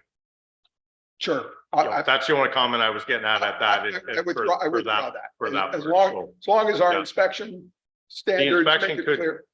The inspection part could provide illegal stuff in everyone we go to, right? At some point in time. Fine. And we'll deal with that at licensing and inspection stage. At this part, I just was wondering if you don't put the legal. No, That that's was my only comment Okay. on that. Yep. Okay. Read that back to us, Jennifer, and let's take a vote. Short-term rental accommodations shall be permitted in any dwelling unit in the agricultural, rural, and Oak Ridges Marine Countryside Zone. Forgive me, you were also Okay. going to, subject obviously to the mover. Should we be including the existing zones that are already legally? No, okay, I thought we had a That consensus. wasn't voted on. Through you, Mr. Yeah. Chair, the whole premise of this is that there are at least 2.5 hectare lots in well over 5+ acres. Whereas in the Hamlet residential and rural residential, you can have just 1 acre. And so that's where you want to restrict it to principal residents only. That's fine. I thought there was a third category where they're currently allowed. There is a third Agree. category where they're currently permitted. I don't have the minutes of the meeting. I believe it's the general industrial, general commercial, Hamlet commercial, maybe the recreation commercial zone. But so this at the meeting last week, or sorry, I keep saying last week, I apologize, 2 weeks ago. There was a list of zones that you came up with where the committee was recommending that short-term rental accommodations be permitted. But the motion that I believe has been put forward was to permit short-term rental accommodations regardless of type of dwelling unit, only on the larger properties, which would be the Oak Ridges Marine Rural and the Oak Ridges Marine Countryside zones. To the mover, is that your intent to, again, in our meeting 2 weeks ago, we went through a much longer list of zones, and there was an approval on several that aren't part of your motion. Are you saying in those other zones, principal residences are still allowed, but only in the rural and agricultural are non-principal residences allowed? So what exactly are we adding to, or is this the only envelope that's being considered for future licensing? No, I think that because we were going with the non-owner occupied or non-principal residents, that one needs to be restricted more than the other STRs, if that are principal residents. Forgive committee colleagues, forgive me, one last clarification then. Rather than cite any reference to principal residences then in this motion, simply say, in addition to those zones. Well, you could do it two ways. I'll offer perhaps the easiest. In addition to those zones where principal residents are allowed, are eligible for STR licenses, non-principal residents are eligible within the rural and agricultural zones. See, that's why in this one, we're getting very, very wordy with our definitions and our clarity. So that's why I was recommending that we just include short-term rental accommodations are permitted in all dwelling units in the rural, agricultural and Oak Ridge Main countryside zone, period, point blank. And then I'll your shut up. your next thing will be when we're discussing the rural residential, hamlet residential, general commercial, hamlet commercial, recreation, commercial development zones. You can say that short-term, this isn't my recommendation. This is what I'm just thinking the committee is getting at, is that short-term rental accommodations shall only be permitted on a person's principal residence. Perfect. Perfect. So it's resulting in two classes of FCR licensing. Mr. Chair? Sorry. Yep. Go ahead. Through you, I agree with the motion to add the Oak Ridge Moraine countryside to the owner occupied in this motion, but if you're including that, adding that in, which I agree with, but I disagree with it being excluded from the hamlet. So my vote would be two separate things. So I think we need to vote on, I'm not sure how you separate those two. Do you understand what I'm saying? You would defeat this motion and make another one if the mover doesn't want to. You could then make a motion that includes all four, or 5, or 12, whatever you want. Are we ready to vote? Okay. So we are going to vote on, Excuse me, before we vote, sorry. yeah. I need to clarify this. The next vote, we are voting for non-principal residents only in the rural, agricultural and Oak Ridge Moraine countryside. Yeah, For the what- non-owner occupied or For whatever. any residential dwelling unit, So only in those 3 areas. only in those 3 So zones if at we this vote point in time. yes, that means It rural- doesn't preclude any future decision on any other zones. You could later on make a recommendation that or make a motion that short-term rental accommodations shall be permitted in all residential units in the hamlet residential zone.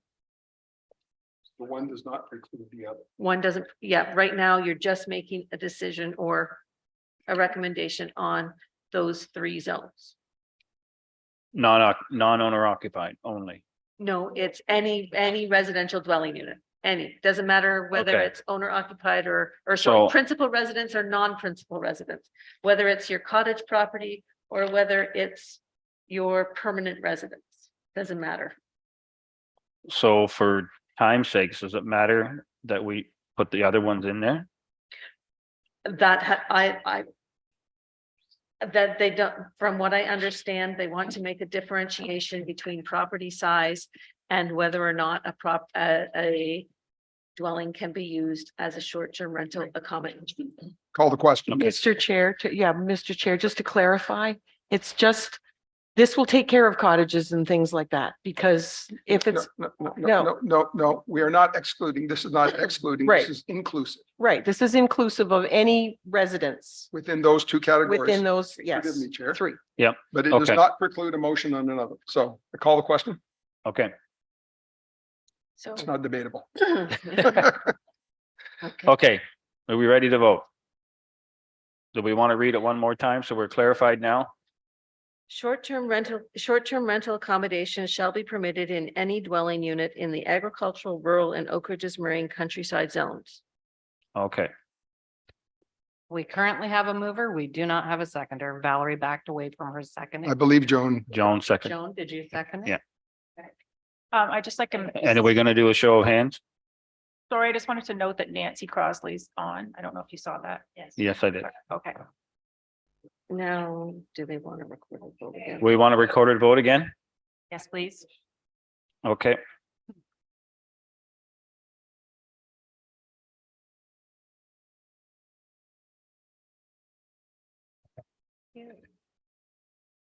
Okay, I will go through the list once more, and I did want to just let everyone know Nancy has joined us. Hi, Nancy. We're going to include you in the vote as well. Nicole Sterling, Yes. Nancy Crossley, She's muted, I think. Can you hear us, Nancy? she has to unmute herself. Are you there, Nancy?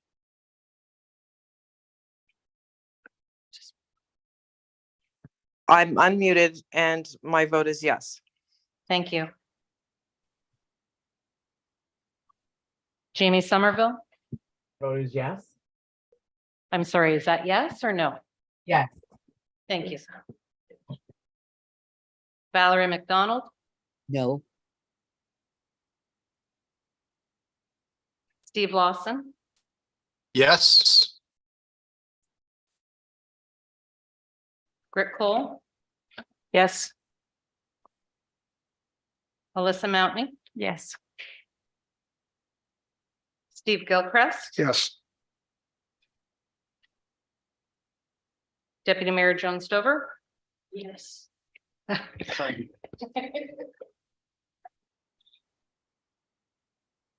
and Councillor Ainsworth.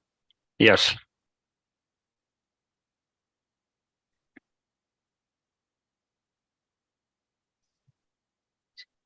That's 9-1 in favor. Okay. Alrighty. Now, do I say there's a third part to this? Okay, so we're talking now about where short-term rental accommodations shall be permitted. And we are allowing them under this, any, whether it's primary or principal residence or non-principal residence in the Oak Ridges Moraine agricultural and rural zones. Now, what about the remaining zones? And the remaining zones would be based on the decisions or the recommendations of the committee last week. The remaining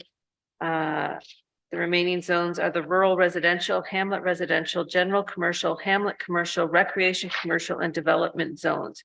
I just want to say that with rural residential, there are rural residential dwellings located throughout the municipality in unpopulated areas. Yes, the minimum lot size is 0.4 hectares, but they aren't necessarily in densely populated areas. That's just an editorial comment for the committee's consideration. So if, in our past minutes, so on page 9, it says that the following zones were chosen by the committee to permit short-term rentals: rural, agricultural, rural residential, hamlet, general commercial, hamlet commercial, recreational commercial, and development. That's what we said the last time. So would that be this motion here? Well, we've already dealt with the rural and the agricultural, and they added the oak, so they sort of made a change based on last meeting's discussions, because they've added Oak Ridges Marine Countryside, and they're allowing short-term rentals there. But now we have to, we being the committee has to decide whether in the remaining zones, which are the rural residential, hamlet residential, general commercial, hamlet commercial, recreation commercial, and development zones, whether only principal dwelling units will be, or principal residences will be considered for short-term rental accommodations, or whether they're going to be all dwelling units. Okay. Through Chair. Can I make a Please. motion? Yep. So I'd like to make a motion that all short-term rentals be permitted in the remaining zones that we agreed on last week. Or the last meeting, Okay, so that would be including rural, principal. hamlet, Correct. general commercial, hamlet commercial, recreational commercial, and development. Correct. Those are the remaining ones. Yes. Do I have a seconder? I'll second. Nicole? Any more conversation?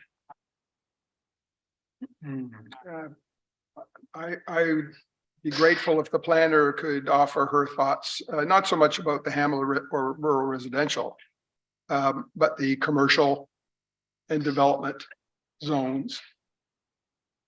And what possible implications there would be to expand the licensing options to those areas. Specifically the Hamlet commercial, the general commercial, the recreation commercial, and development commercial or development. Probably not much, because those zones generally permit accessory residential uses. So there's typically, maybe one residential dwelling associated with those. And when it's a commercial zone, the commercial zones are actually zones that were short-term rental accommodations were permitted in previously. And really, the chances of a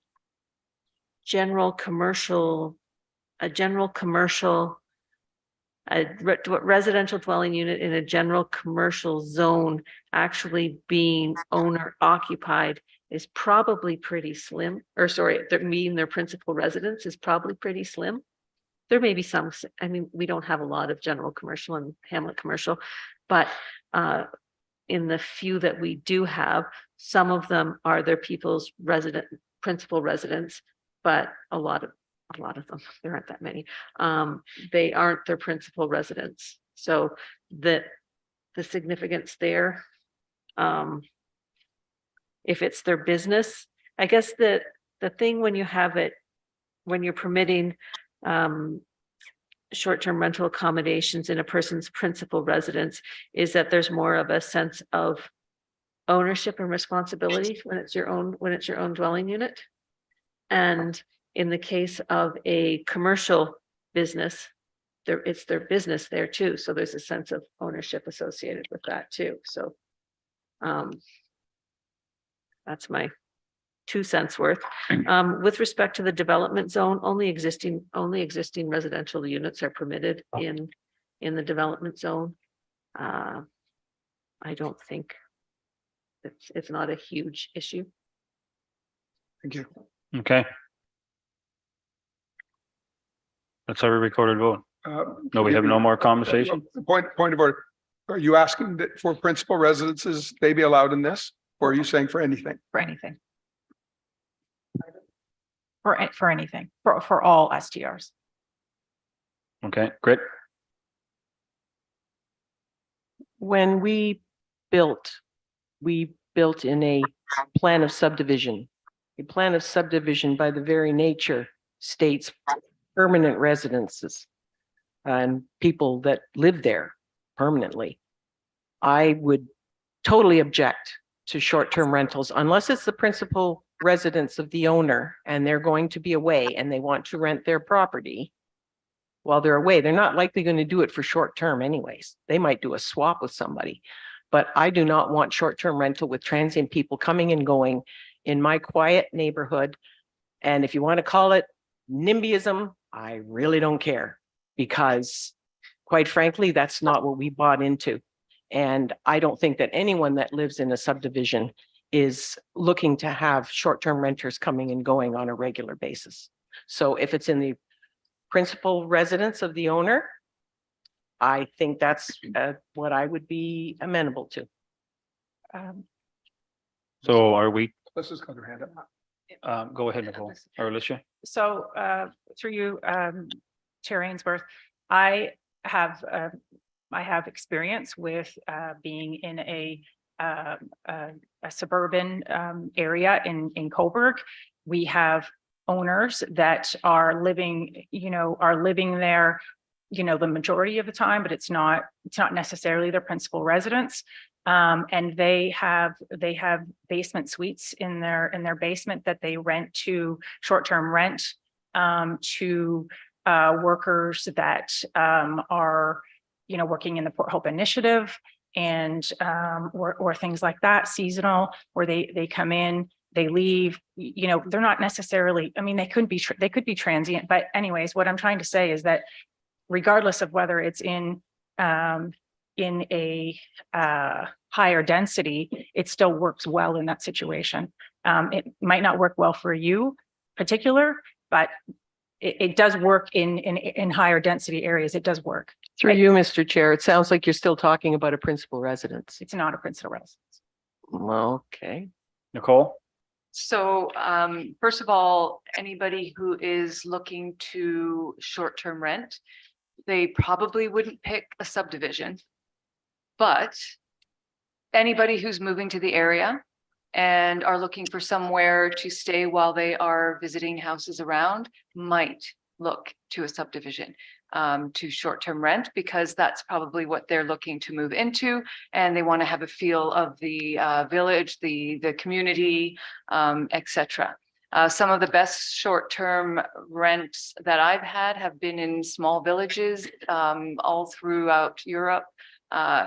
Getting a sense of how people live and living with the people that live there is a really good experience. So I think it should be allowed. Okay. One more, please. Through you, Mr. Chair. Short-term rentals are being cracked down on around the world right now. And in fact, I can cite Portugal as an example. They've come in just as Quebec is cracking down. They are charging 27% income tax now for the total amount collected for short-term rentals. We're not proposing that here at all. We're just trying to regulate something that's going to keep our township sane. So. Okay. You're saying you're okay with it as long as it's primary residence? Yeah. Yes, Okay, principal so- residence. Okay. I just Deputy want Mayor? clarification. There's a lot of discussion and I just want to make sure.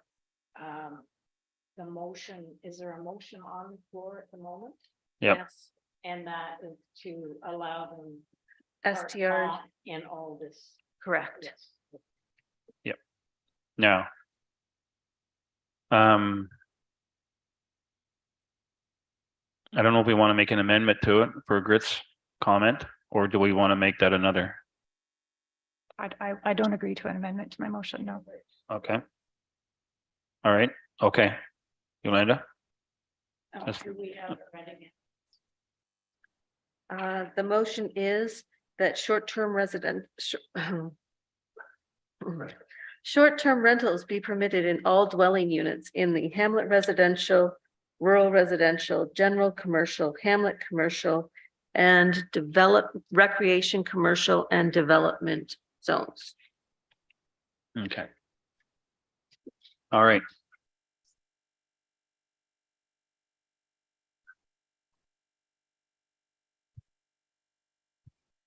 If we're ready, I can record the vote. Yep.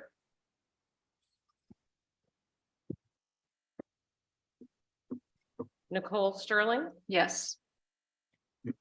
Nancy Crossley, Yes. Jamie Somerville, Yes. Valerie McDonald, No. Steve Lawson.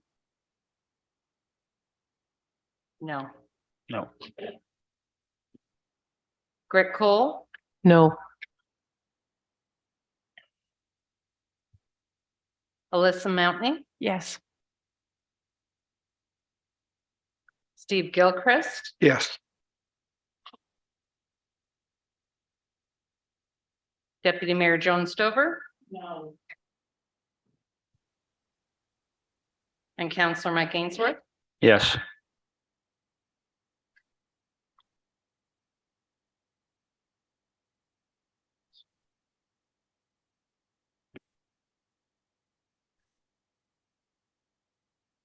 That's 6-4 in favor. Carried. Okay. So short-term rental the committee, from what I understand, the committee has determined that short-term rental accommodations shall be permitted in all residential units in the zones that we have discussed.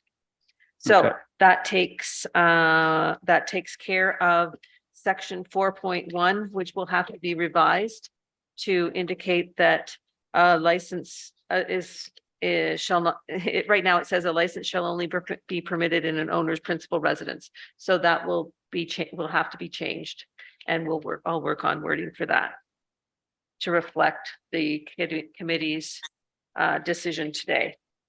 So then if we go to page 9, this was just a note that I believe it was pointed out at the previous meeting that the owner's consent for the collection of the information required by the township was not specified on both the checklist and the application forms, and we need to add it to those documents. So that's just a note for staff to do that. That was page 9.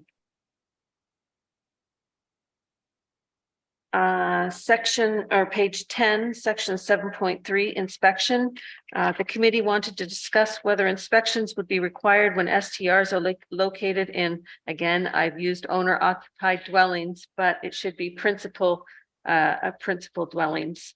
There had been some discussion previously that the committee was suggesting that when it was a owner's principal residence, that they not be subjected to the inspection requirements.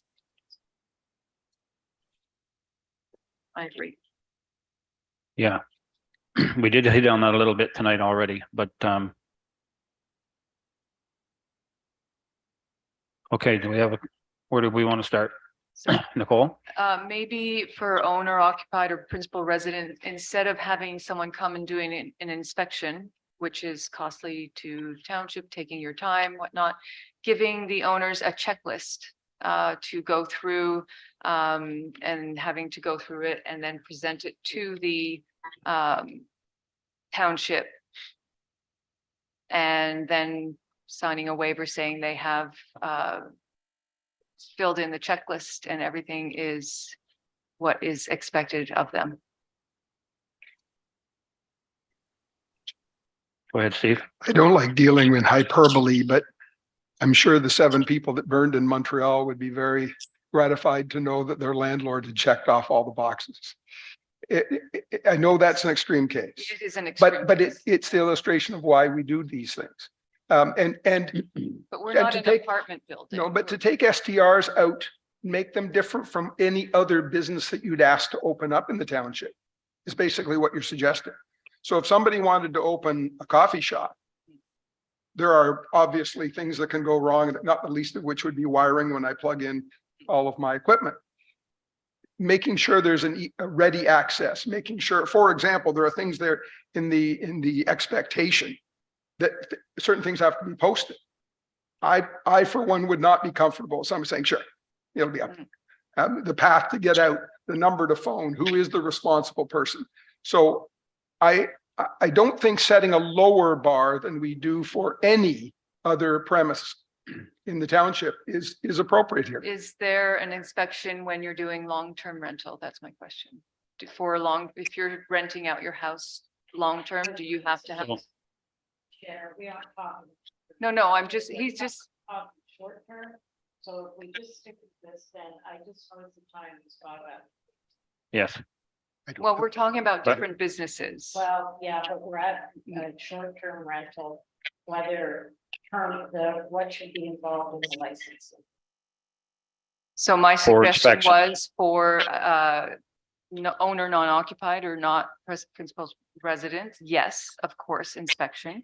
And their fee would be higher, but for owner occupied, if you're living there. That's my point of view, Yeah. that just having a And- checklist to go through, if I'm living there. I want it to be safe, so I'm, So Jennifer, go ahead, Darrell. Well, I was going to say, so if I was living in my house and I had a short term in the house, is the inspection the same as it would be for a second dwelling? If you're a secondary dwelling unit is assuming it's a legal secondary dwelling unit, it's gone through the building permit process.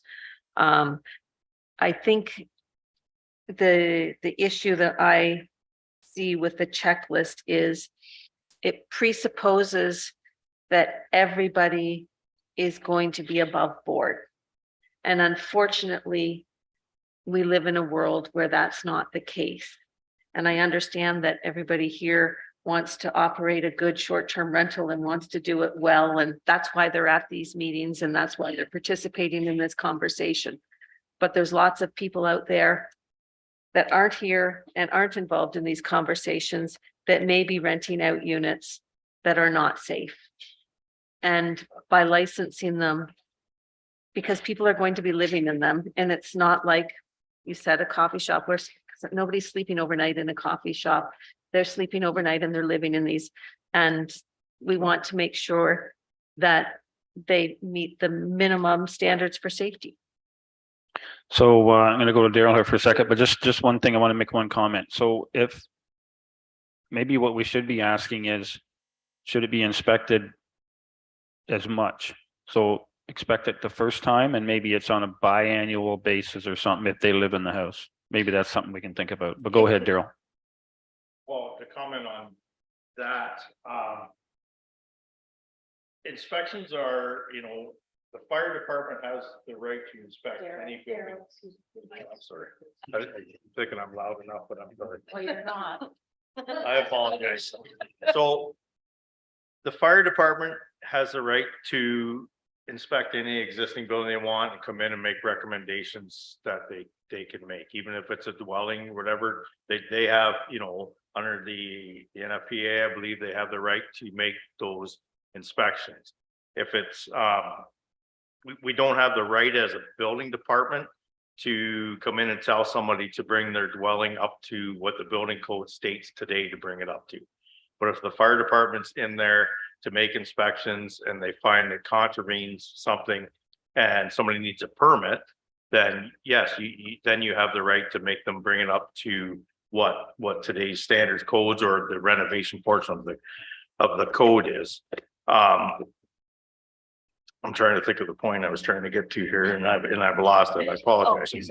But yeah, We're not going in to look for. we're not, yeah. So I think the inspection, I think the point I was trying to make, the inspections are important because as Mr. Gilchrist pointed out, even with any buildings, we want to make sure it's safe for the public. And STRs are a business that are creating and allowing the public to come in, even though it's their dwelling, they're allowing the outside public to come into their dwelling or building.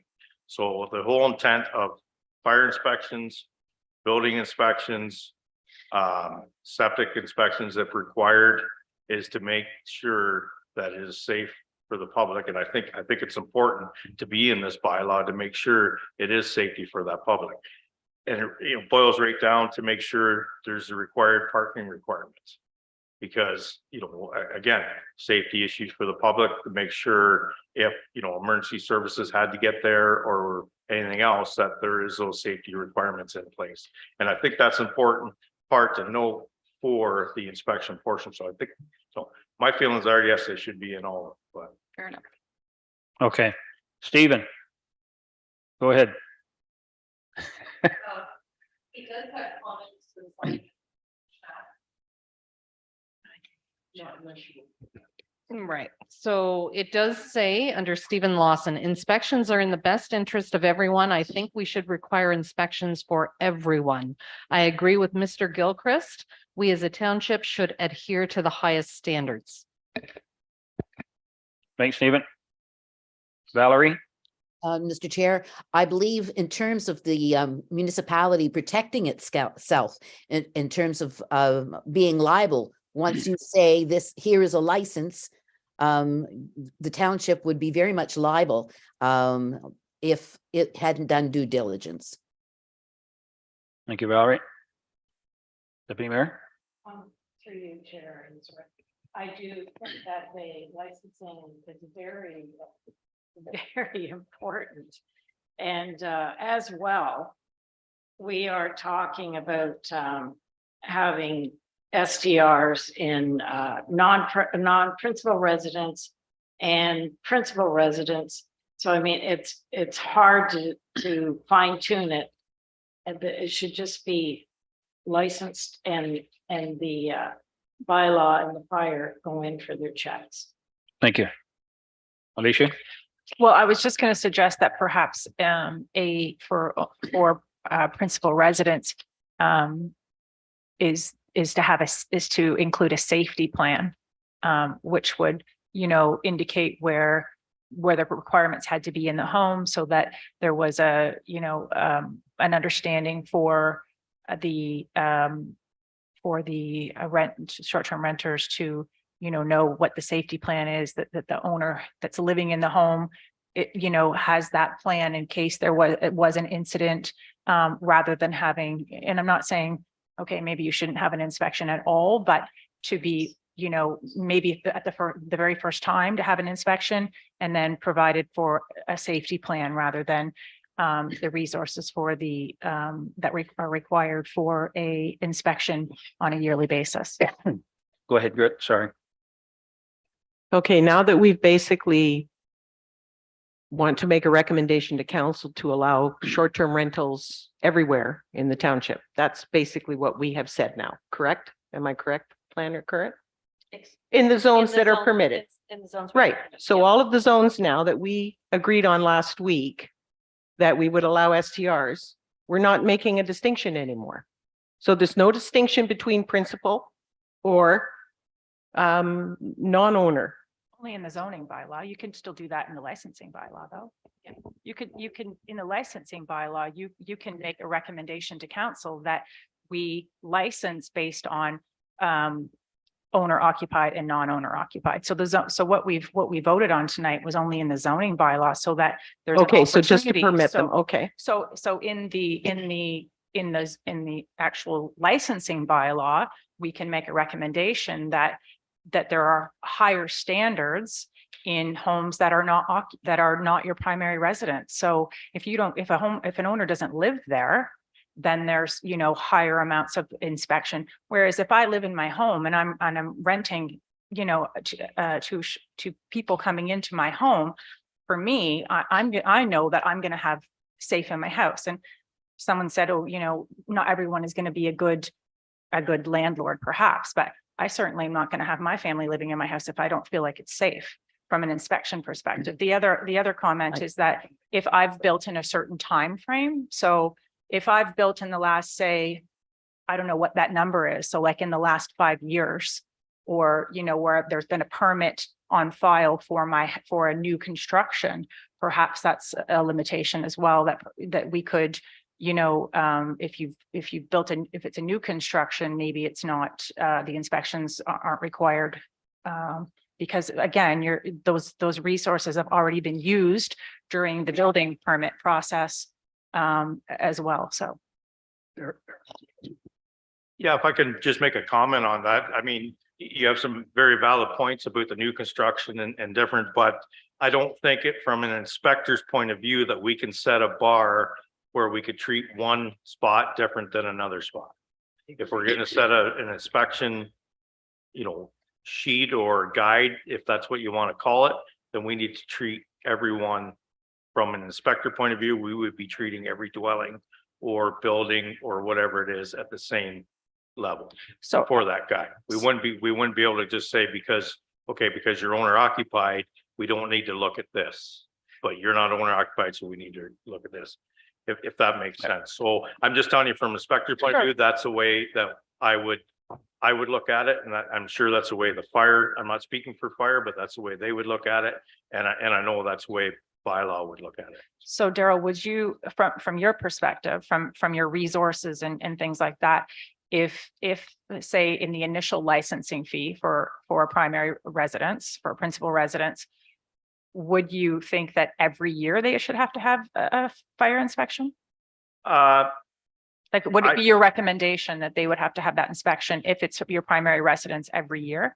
I would probably recommend, it's not a bad idea for sure, but I would, we would just enforce what is in the licensing bylaw. And if that's what it says, and that's what and the requirements are. Go ahead, Jennifer. For you, Chair Ainsworth. There are some municipalities that have after the initial inspection, it's an every other year inspection unless the township receives a building permit application and there's significant changes to the structure. So it's sort of an every other year thing. So it's not an annual inspection. The first year you go in, they inspect it, and then every other year they do an inspection unless also, as Daryl said, the fire department can go in at any time if they think that there's reason to be. So if we receive complaints from somebody about a short-term rental accommodation that they had occupied and they were concerned with safety issues, that might trigger a investigation, I guess, not necessarily an inspection, but an investigation. Go ahead, Jamie.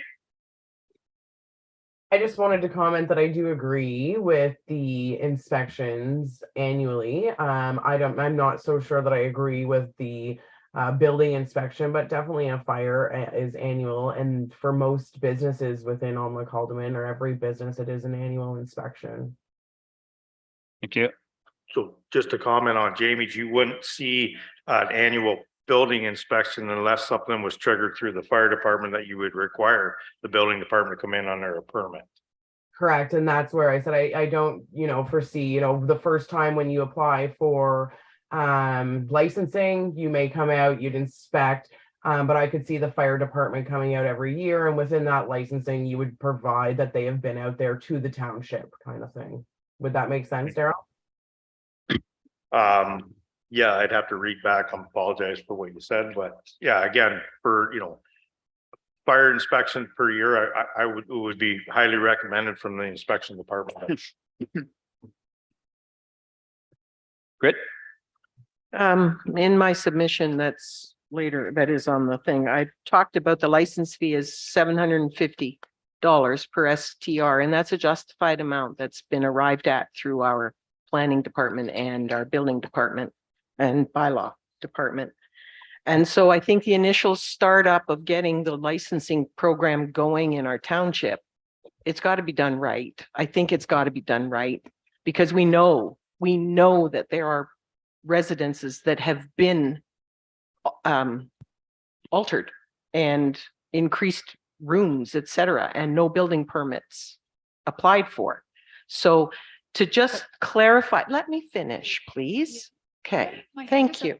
So I think the initial start point has to be that we do the proper licensing process. And I don't think there's going to be that many in the beginning, because I've been on the sites and there's been only 20 roughly or so that are advertising illegally at the moment.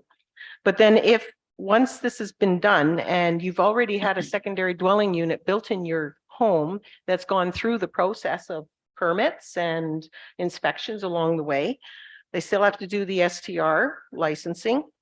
But then in the second year, if there's been no complaints against any of these STRs, then I think that those that have a zero complaint should maybe only have to pay a nominal renewal fee of, say, $150 for each subsequent year. And they can sign a declaration that there have been no changes to the premise. Still fire inspections, because they're by code, have to be done. But if there's no complaints and whatever else, then we don't have to penalize anyone going forward. And then the ones that have had complaints, they're right back to the $750. And if they've had 3 complaints, they're out anyway. So just.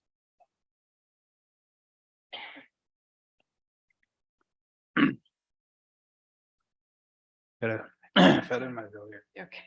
Go ahead. Do you need a tap on the back? I'm like.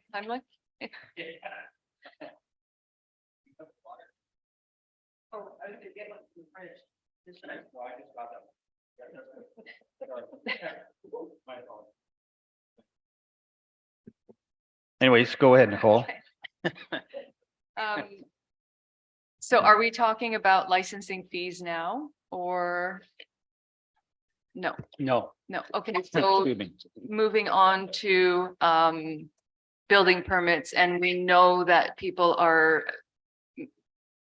doing work to their properties without the proper permits.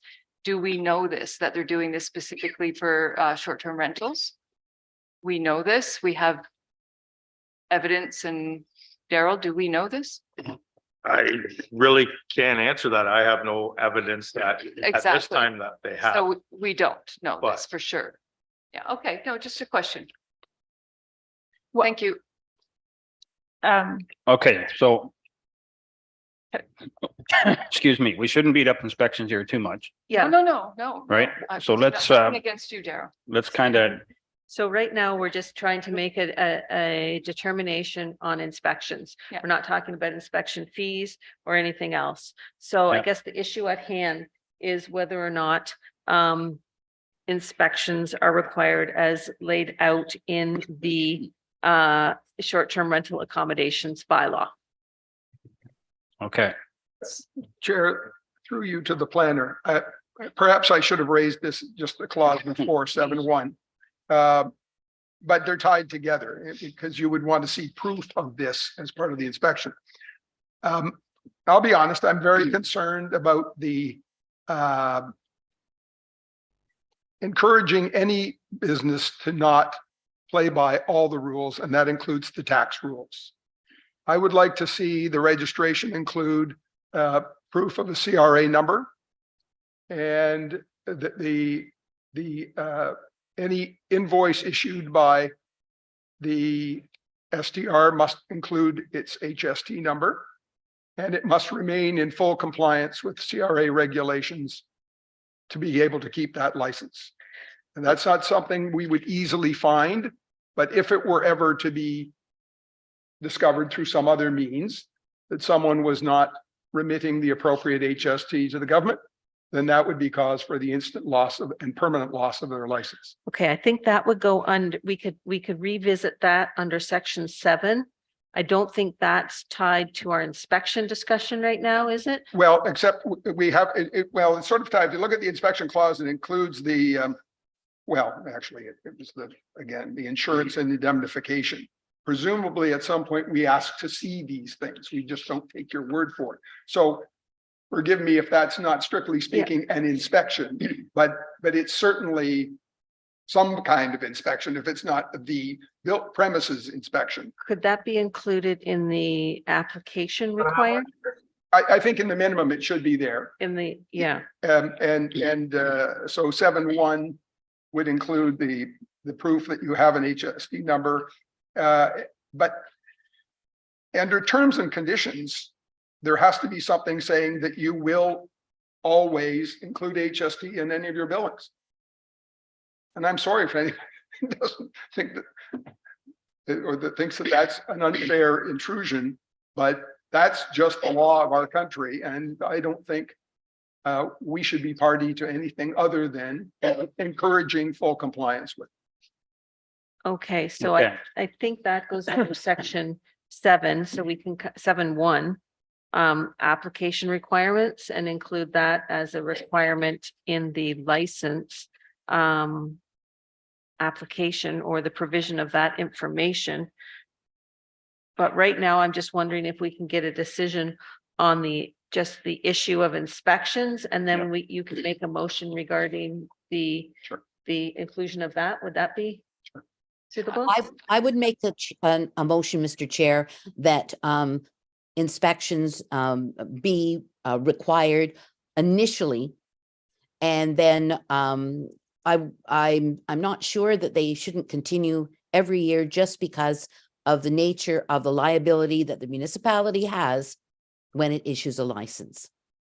So I would say inspections to take place on an annual basis. okay. Do we have a seconder for that? And then we can bring it back up to conversation. Great. Got a second? Okay. Go ahead, Alicia. So I can, I understand the fire inspection. So I can get behind that.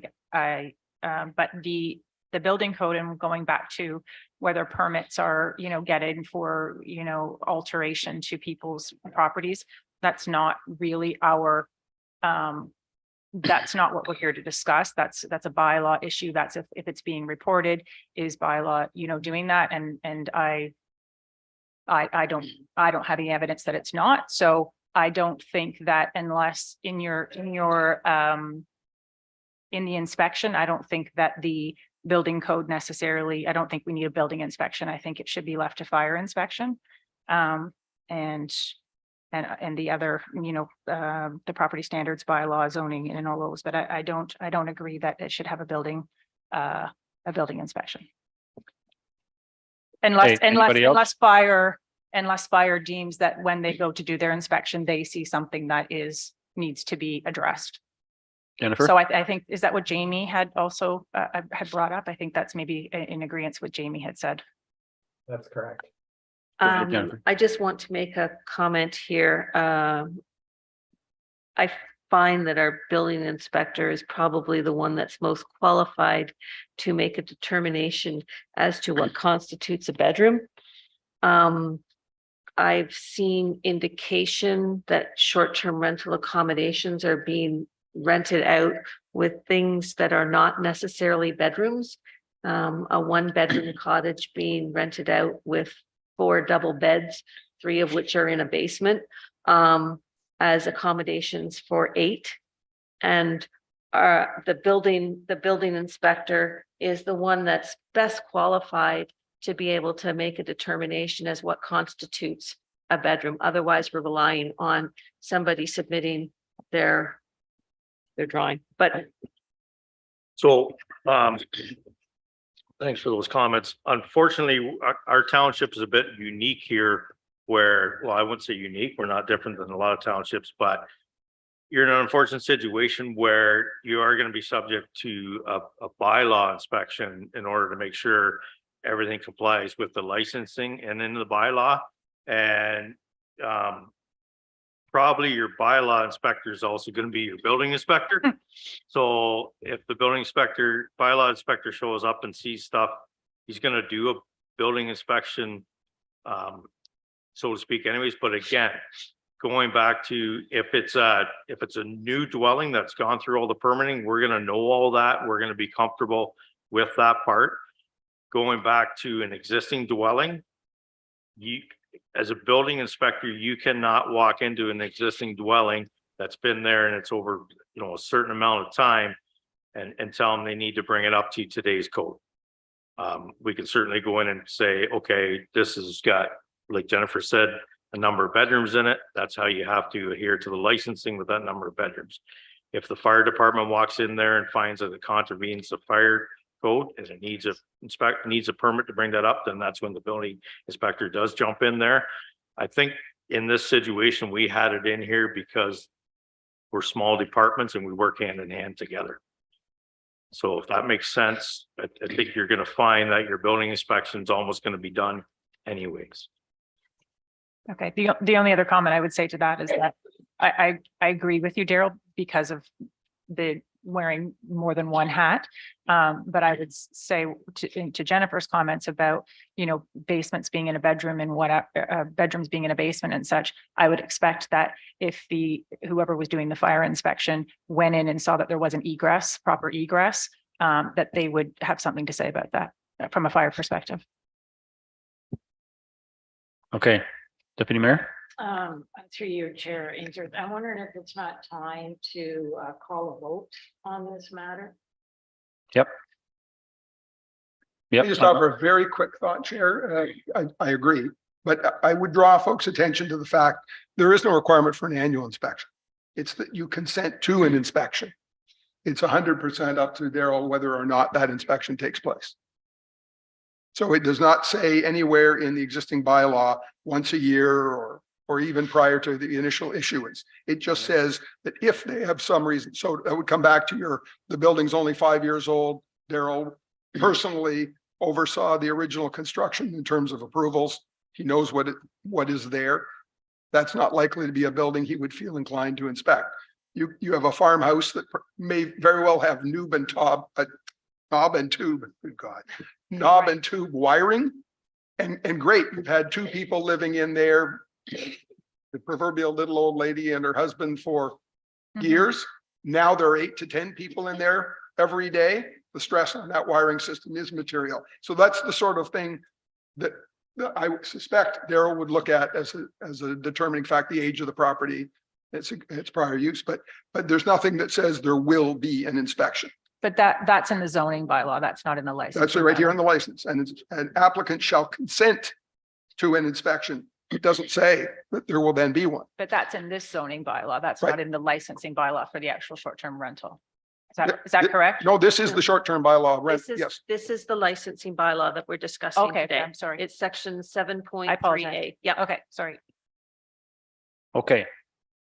Let's have a vote. I Jennifer, apologize. you are, I just want to say that the motion that we have moved by Valerie, seconded by Grit, is that inspections are to be required initially and continuing annually. I believe it's in accordance with the inspection requirements that are outlined in section 7.3 of the bylaw, the existing bylaw. Is that correct? yep. Okay, Excuse me, I have, I believe that the intent of the bylaw was for initial inspection prior to the first license being issued. I believe that was the intent. It may not state that as clearly as one would like, but when you take the inspection comments within 7.3 as a whole, I think a right-thinking person would consider that for the initial inspection. I am suggesting that rather every other year or never, that there be an annual inspection. So that was part of what I am putting as a motion. I'm not saying take 0.73 as is. I'm suggesting that there be an initial inspection before a license is granted, and that it be annually thereafter. Someone may want to make an amendment to the second part of that. But that is my intent, not to say that 7.3 and A, and I think it's down further in B, there's another point, and maybe also D that refers to the inspection. I believe a right-thinking person looking at that section of the existing bylaw would think that they needed an inspection before a license would be granted. okay, thank you. Grit, I was a seconder on her motion, so I would like to make a friendly amendment if possible, Valerie. That I agree with you. The initial, like I said, the growing pains of getting started with the short-term rental licensing bylaw, there should be the inspections going forward just for the first time round. And afterwards, if someone sees someone going in and doing renovations in one of those homes or known STRs, then they could ask the bylaw department or the building department whether permits have been issued, because they're supposed to be displayed. So if there's any concerns down the road that come into the building department, then that would be grounds for another inspection, but I don't necessarily agree that they need to be done annually. I would accept that amendment. okay. So, Well, Chair, give me, I'll make it a point of order just so I can actually flap my gums here. If what you're saying is, because there's all these other terms and conditions under inspection, and surely we're not going to vote on each one.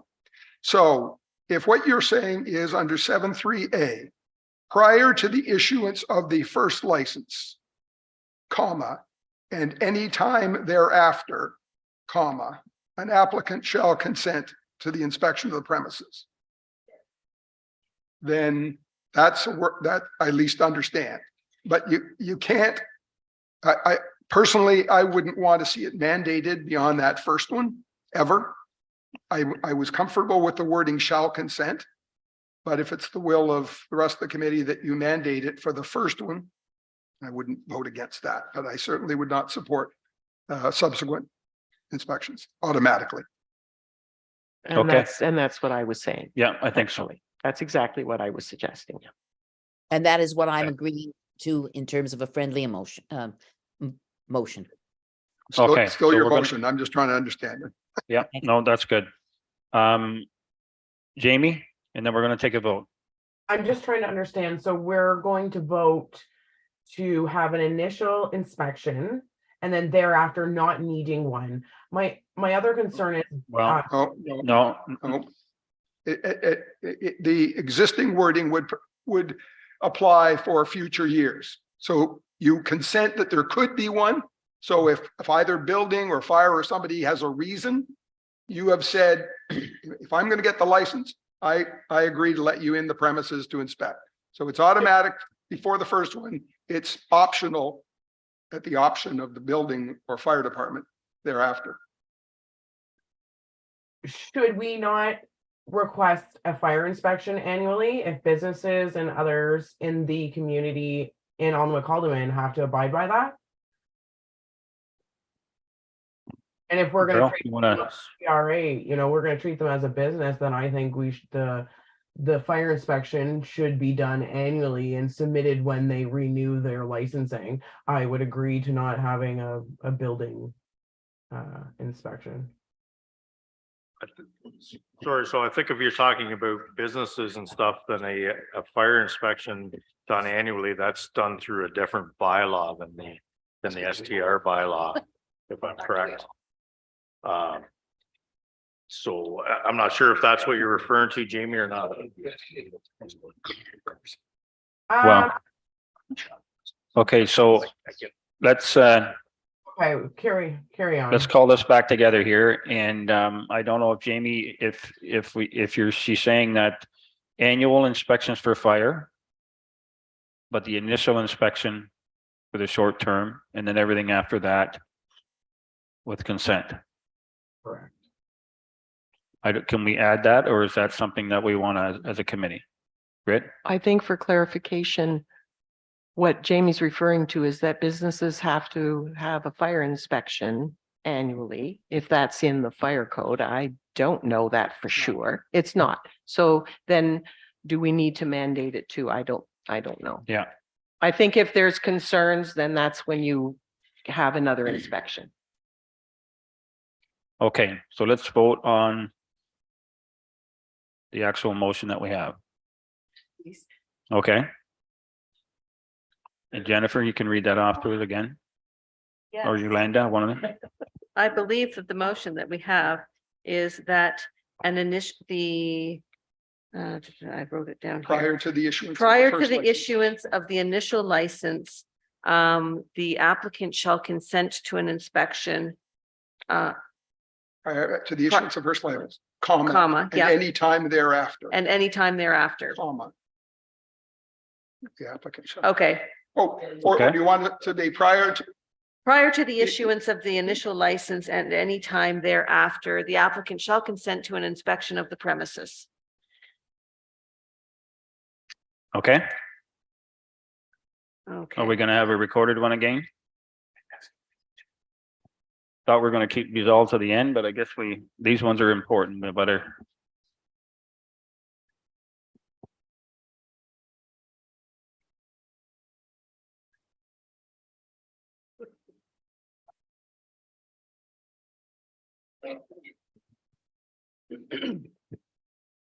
Okay. So I'm gonna do a recorded vote. We're gonna start off with Nicole, Yes. Nancy Crossley,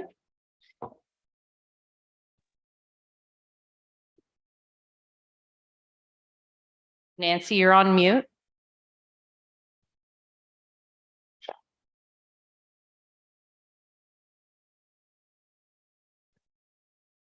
Sorry, yes, Okay, that's your vote, yes?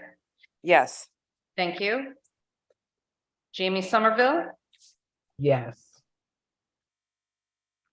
Valerie McDonald. Yes. Oh, yeah, you made the motion. Steve Lawson. Yes. Grit Cole, Yes. Alyssa Mountney,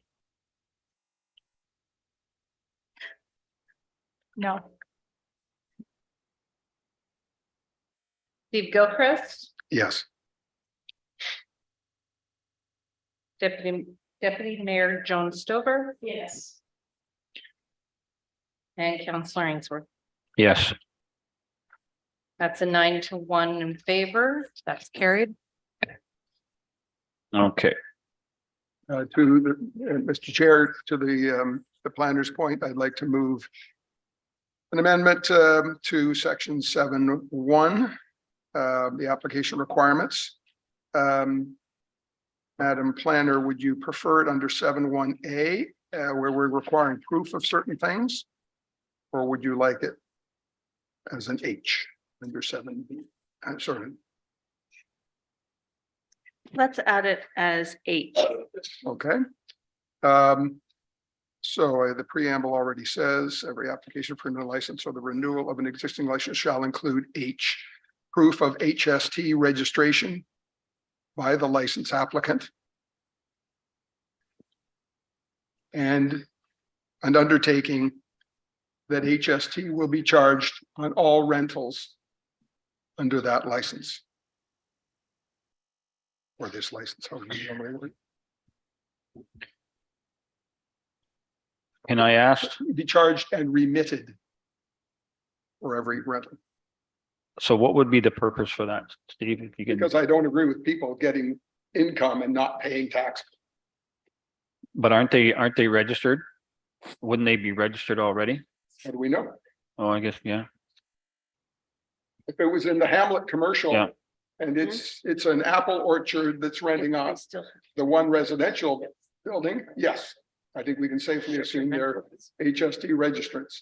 If it's somebody renting out a cottage, I don't think we have any proof at all, or a secondary unit. Mr. Chair. Yep, point taken. Yep, go ahead, Nicole. Sorry. If you're renting through a platform like Airbnb or Vrbo, they collect the HST on your behalf and they give it to the government. And that's fine for those Yeah, platforms. for those platforms, But- yeah, but- I just wanted you to know those platforms do collect it for you, but those who are renting on Kijiji, Facebook Marketplace, that's a different story. So Okay. even there, in interest of fairness, why should one STR have Absolutely. a 13% advantage over somebody else just because they're being honest? Yeah, absolutely. Alicia? Yeah, same as Nicole. So I mean, most people that are renting are probably renting through a platform, I would suspect, but not everyone. The only other comment I would have is that there is a threshold of whether or not you have to submit HST if you're not making over a certain 30,000. 30,000. So if you're not making 30,000 a year, Hard to say on the first day of the rental, isn't it? yeah, so that's the thing. So if you, so that would be my only concern about, in order to get a license, how, you might not need to get an HST number or remit it if that's what your sole income is. Let's say it's somebody that's retired and they don't have an income, they may make less than 30,000. Chair, through you, I guess, again, and I don't want this to be the hill I die on. Yeah, sure. But again, there's a distinction being made between those who have properties that they have every confidence will rent enough that they'll meet that threshold. Yes. B, none of us are mind readers. So can you say with certainty before you start out? I guess if the math is you're renting it such a low amount per day, and the total number of days multiplied times that is less than certain. That's one thing. But even then, the requirement is thou must at 30,000. It doesn't say thou must not at 29,999. And I would think, from an abundance of caution, and more importantly, the equity between renters, that everyone just be required to play by the same rules. I mean, let's not kid ourselves. This is a significant additional source of revenue for people doing this. And whether it comes out to 29,999 or 30,001, I think we all should be paying our fair share. And I would not be comfortable supporting a system that does not require any different than insurance.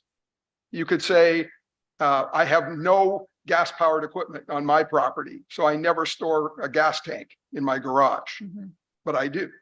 Should you have different consideration for the fire inspection? I mean, that may not be the most apt comparison, Okay. but really we're setting a standard.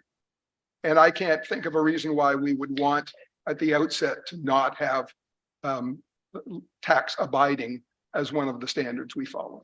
Yeah, I Okay, guess the thank only you. thing is that if I mean, that's not my position, but there could be position that I wouldn't, I know that you could say if you were making less than 30,000, which arguably they could be, I don't necessarily think they should have to remit HST, but that's just my personal opinion. They don't have to get a license.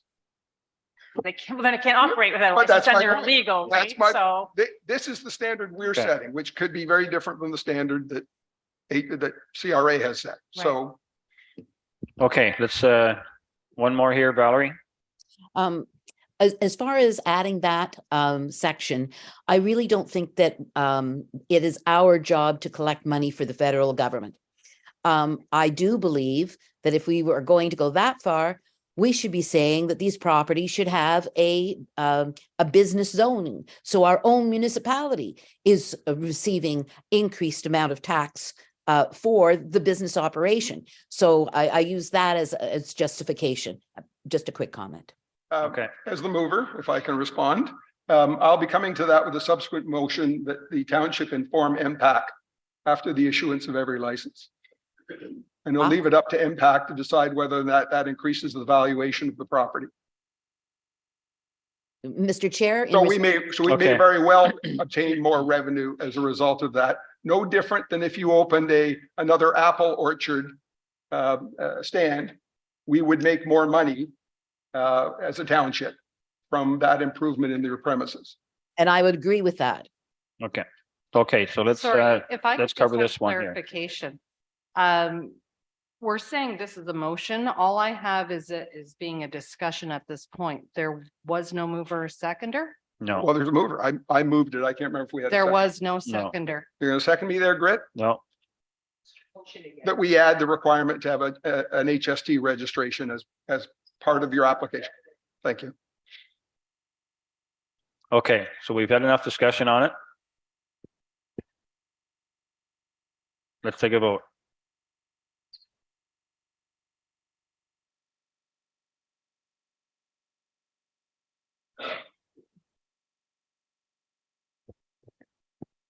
Okay, this is going to be a recorded vote. Nicole Sterling, No. Nancy Crossley, No. Jamie Somerville, Yes. Valerie, Yes. Steve Lawson,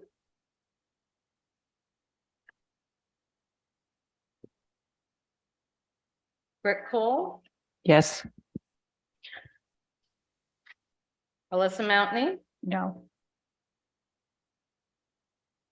Steve Gilchrist, Yes. Deputy Mayor Stover, Yes. and Councillor Ainsworth. Yes,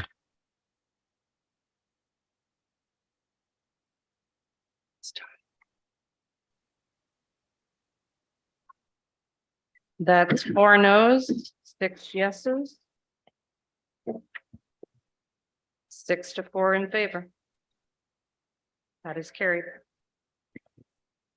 okay,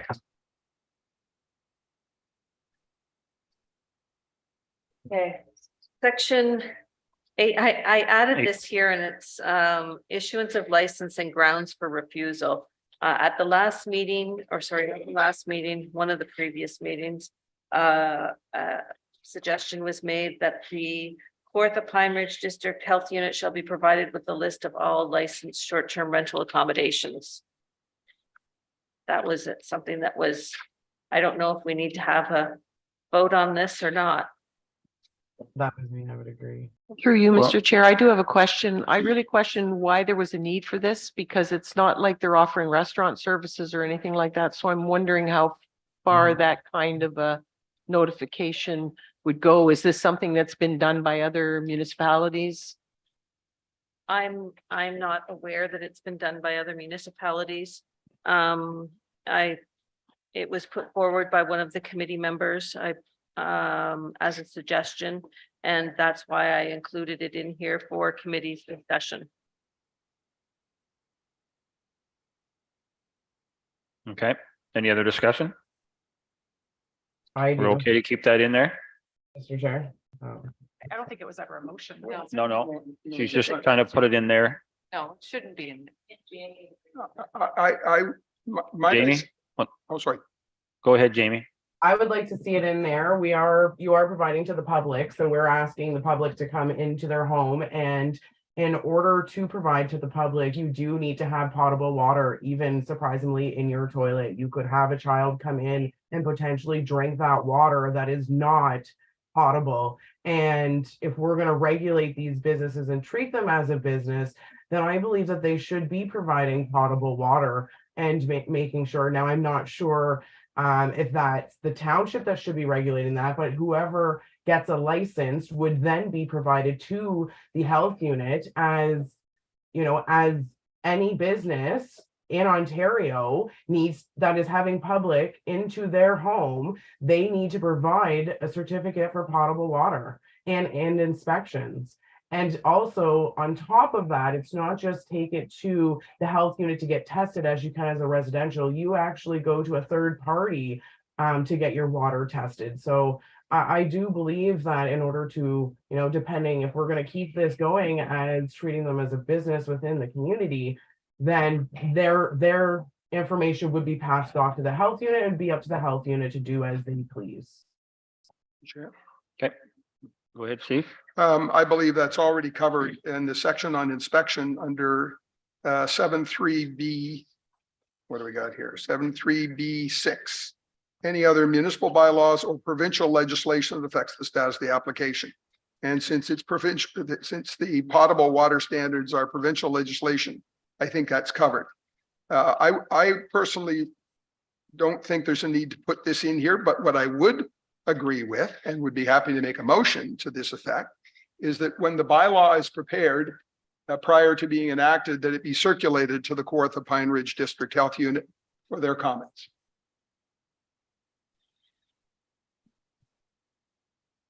Okay. No other comments? All right.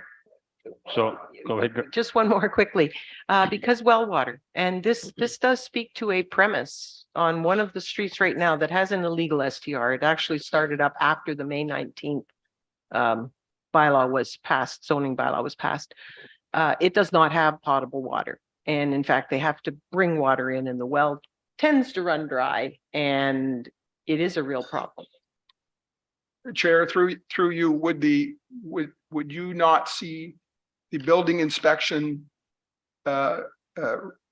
discovering that, revealing that deficiency as part of their inspection? Great. Oh, I'm sorry. So as part of the inspection, concerning that, again, what Daryl and his colleagues are required to do is to review all municipal and provincial statutes relevant to the proposed use, in this case, an STR. Would you not see that water issues would not be a part of that inspection?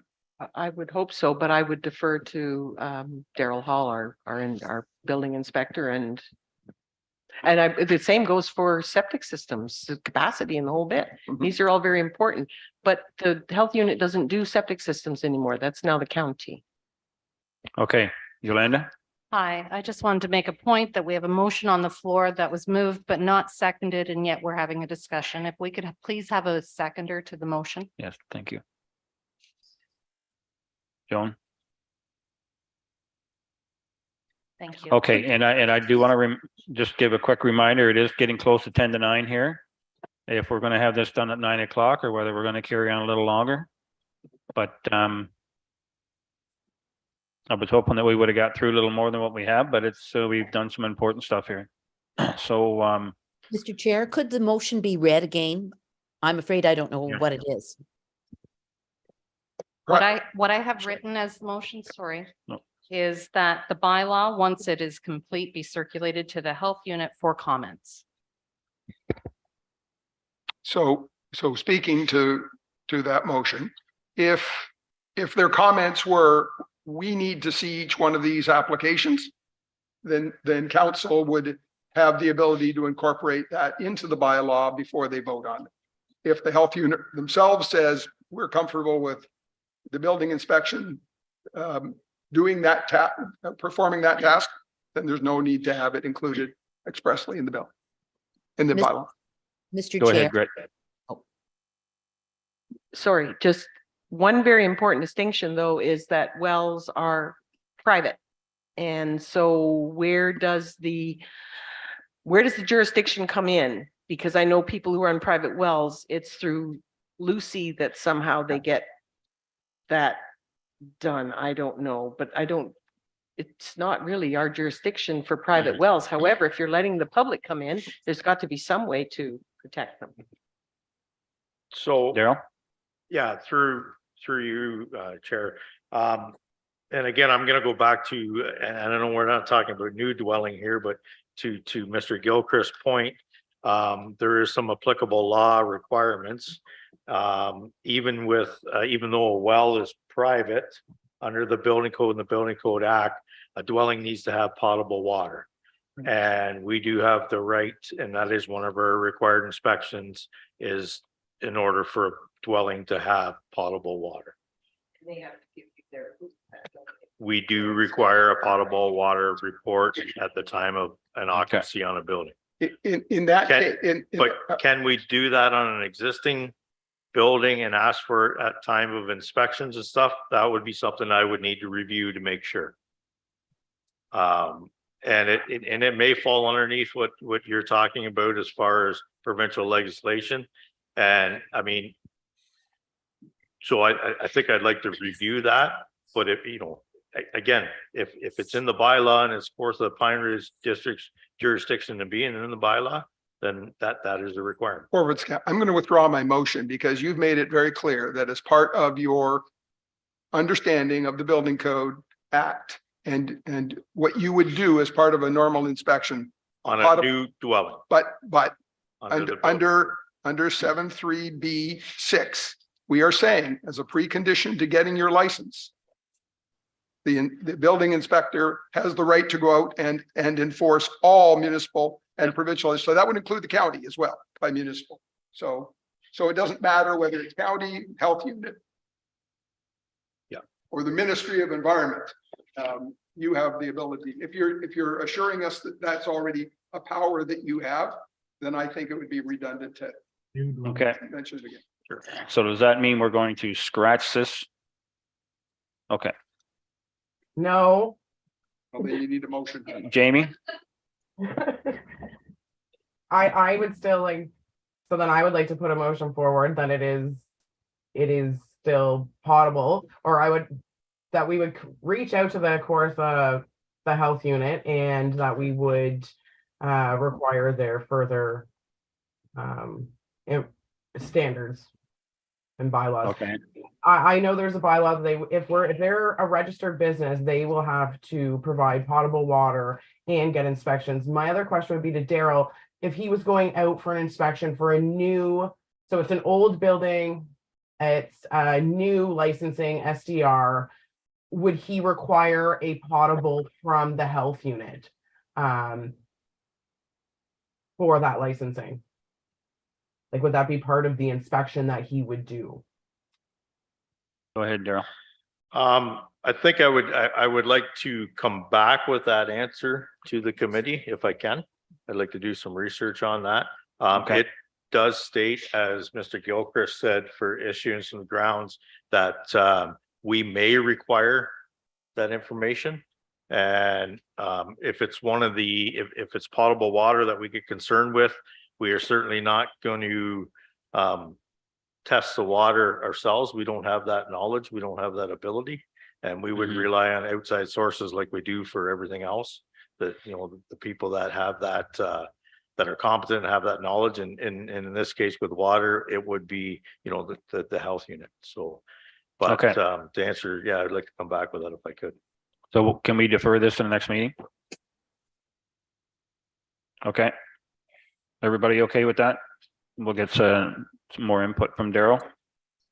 It is 8:55. I don't know if we want to tackle anything more.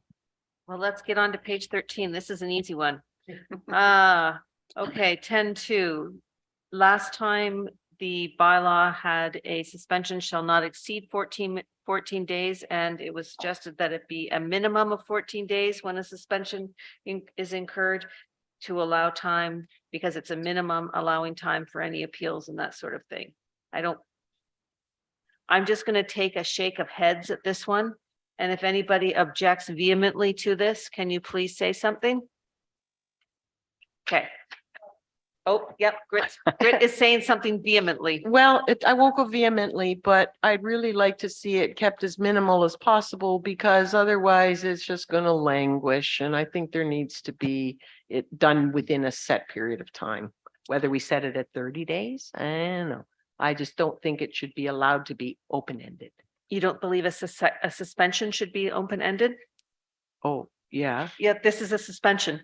Wait a minute. Okay, am I misunderstanding this? When a This is license- section 10.2. Right, Any license suspension shall be a minimum of 14 days. good enough. Okay. Yeah. Okay. 12, this had to do with its entry and inspections. We changed it to entry and investigations because there was concern that people were just going to show up on premises at any time of the day to do an inspection when that wasn't the case.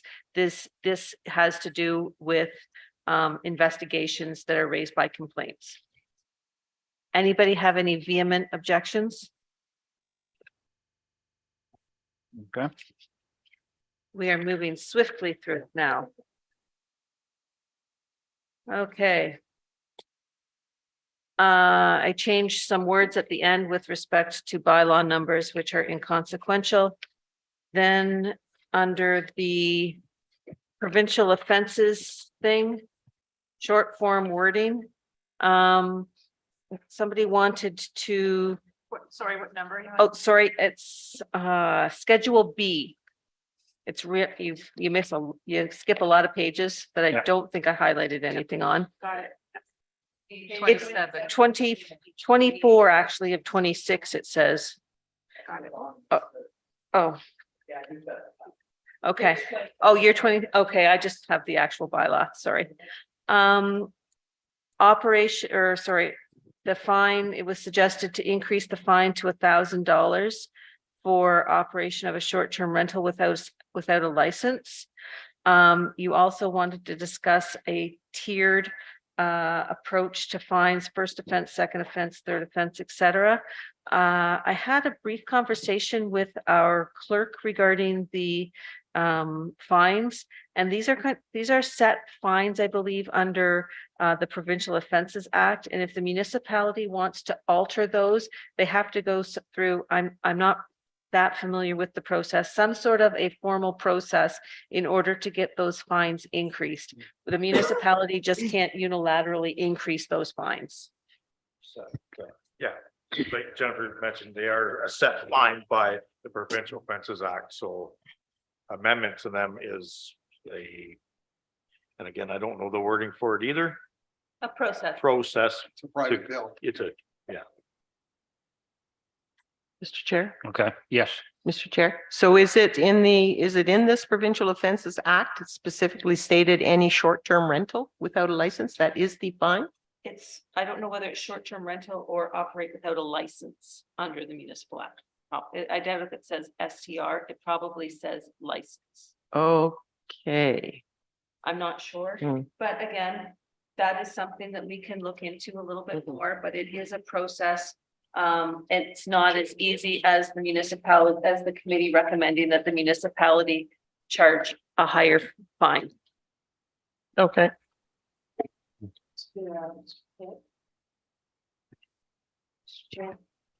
Joan?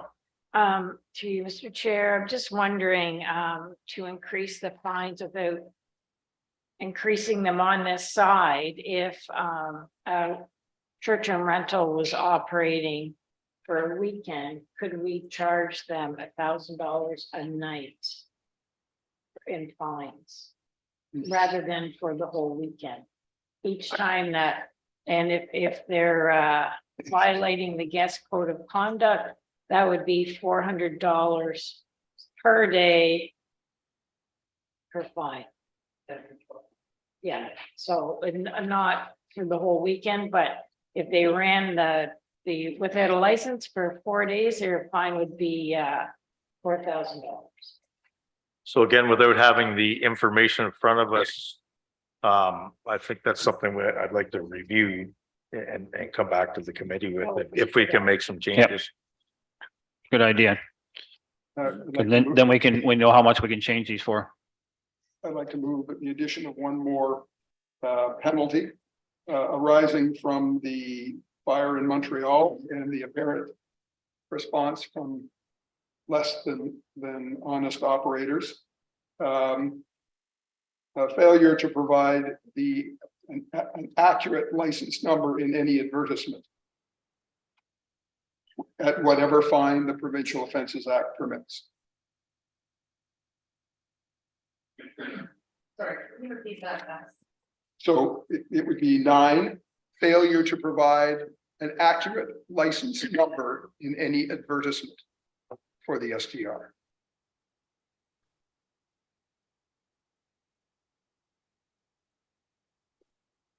At whatever fine level is permitted under the Provincial Offences Act. I would second that. Discussion. Okay, So that would mean if that's in there, then there would be, I guess we could probably set that as a $400 fine. And at the same time, because they're obviously giving an illegal number or a made up number, they will also be charged with operating a short-term rental without a license. So that's another 400. And then they also advertise and so they could be potentially charged with $1,200 for that one. also, yes. Just as, Okay. and forgive me belaboring, but I'll make this very fast. Apparently in the aftermath of the fire, when Airbnb came out and said, no worries, we absolutely will respect any laws that are out there. And the Quebec law includes the requirement to post your license number. Within 1 week, it went from 1,400 and I believe 71 ads that had license numbers to something like 3,000, 1,200 of which had the license number 1, 2, 3, 4, 5, 6. So it would appear that it's a material likely offense that we could expect. So through you, Mr. Chair, that means that there will have to be some sort of monitoring going on of the sites. And I will say that I have been following them and there's not that many, so it's not onerous. So we could be keeping an eye out for that. Okay, so we're gonna defer this again till we find out what we can really do. Yeah, I think under the fines, it's going to be particularly important that we receive direct advice from our Yep. municipal solicitor with respect to what we can and cannot do. Okay, Happy to table the motion. Yolanda? until we hear more. Yeah. I just wasn't sure what we were doing with this motion. Are we voting on it? Are we tabling it? I'll table it. well, next let's, week. yes, let's table Okay. it. Yeah, let's, until we get more information. Mr. Chair, I Valerie? have one quick question and through you to oh goodness. Steve Gilchrist. You mentioned when I brought up the issue of the municipality getting its due as well, that you were going to be bringing forth something. Is that not in this bylaw, but in another? So, Chair, through you. Yep. I'm not sure whether it's in the bylaw or it becomes a practice that the council would adopt. That would be part of their enforcement, if you will. I would like to see the township inform MPAC after the issuance of any license with the details on that license. So if somebody said, I'm renting out my whole house, that's for MPAC to reflect on. If they say I'm renting out 1 bedroom and its dimensions are 12 by 14, that too. But it is a material use, change in the use of the property. And again, if you have 2 properties side by side, one deriving extra income, that in all other respects, their square footage is the same. You are basically prejudicing the other property because the market value of your property, part of the consideration is how much it makes. And a more productive farm is taxed, if it has more buildings and more equipment, is taxed at a higher rate than a farm that has no equipment and no outbuildings. So this may be something we want to reflect on by. Can we get- I can address Okay. this. Yeah. When this was initially discussed by council last year, we did, our tax administrator did reach out to MPAC to find out how they were taxed. And there is no change in taxation. Interesting. Okay. They're just Okay, taxed perfect. as single detached, or if it's a single detached dwelling, it's taxed as a single detached dwelling. We did have this conversation. I am encouraged to know the township's two Yep. steps ahead of me. That's great. Thank you. Okay, good. All right. It's 9:05. And to that point, if they've added a secondary dwelling unit, the impact assessment will automatically go up anyways, so there will be more taxes paid. At this point in time, I'd like to make a request that we move the STR complaints discussion and any discussion around the background information and submissions made by people to next meeting, Second. please. Yes. Everybody in favor of that? And when is the next meeting, Mr. Chair? The next meeting will be on April the 19th. So we just have a few things to tidy up here in the agenda. How come we're skipping, how come we're always skipping? I just have a question. How come we're skipping 2 weeks every time? Well, that's what we thought about. Pardon me, Grit? Well, that and because of the turnaround time that staff would have also with some of this stuff was another reason we went to the 2 weeks. It's Easter. It's Easter week. Oh, this is Easter, yeah. Weekend, so, and Right. We're not here Friday, we're not here Monday. You gotta think in government terms. Okay, let me just go through the rest of this agenda. It'll be quick and then we'll adjourn. Okay, so the short-term rental, okay, so Daryl, your complaints, we'll bring that back up next week.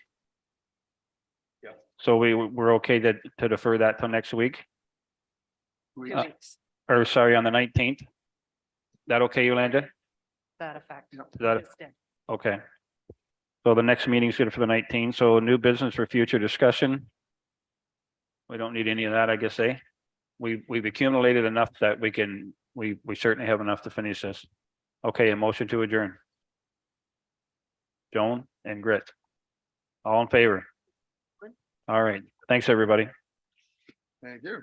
And thanks for the public staying the whole night. Thanks for your knowledge.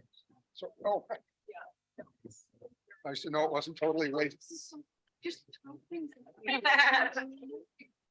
I still. Thank you. As if we need more research. See, those years weren't totally wasted. That's something, but no.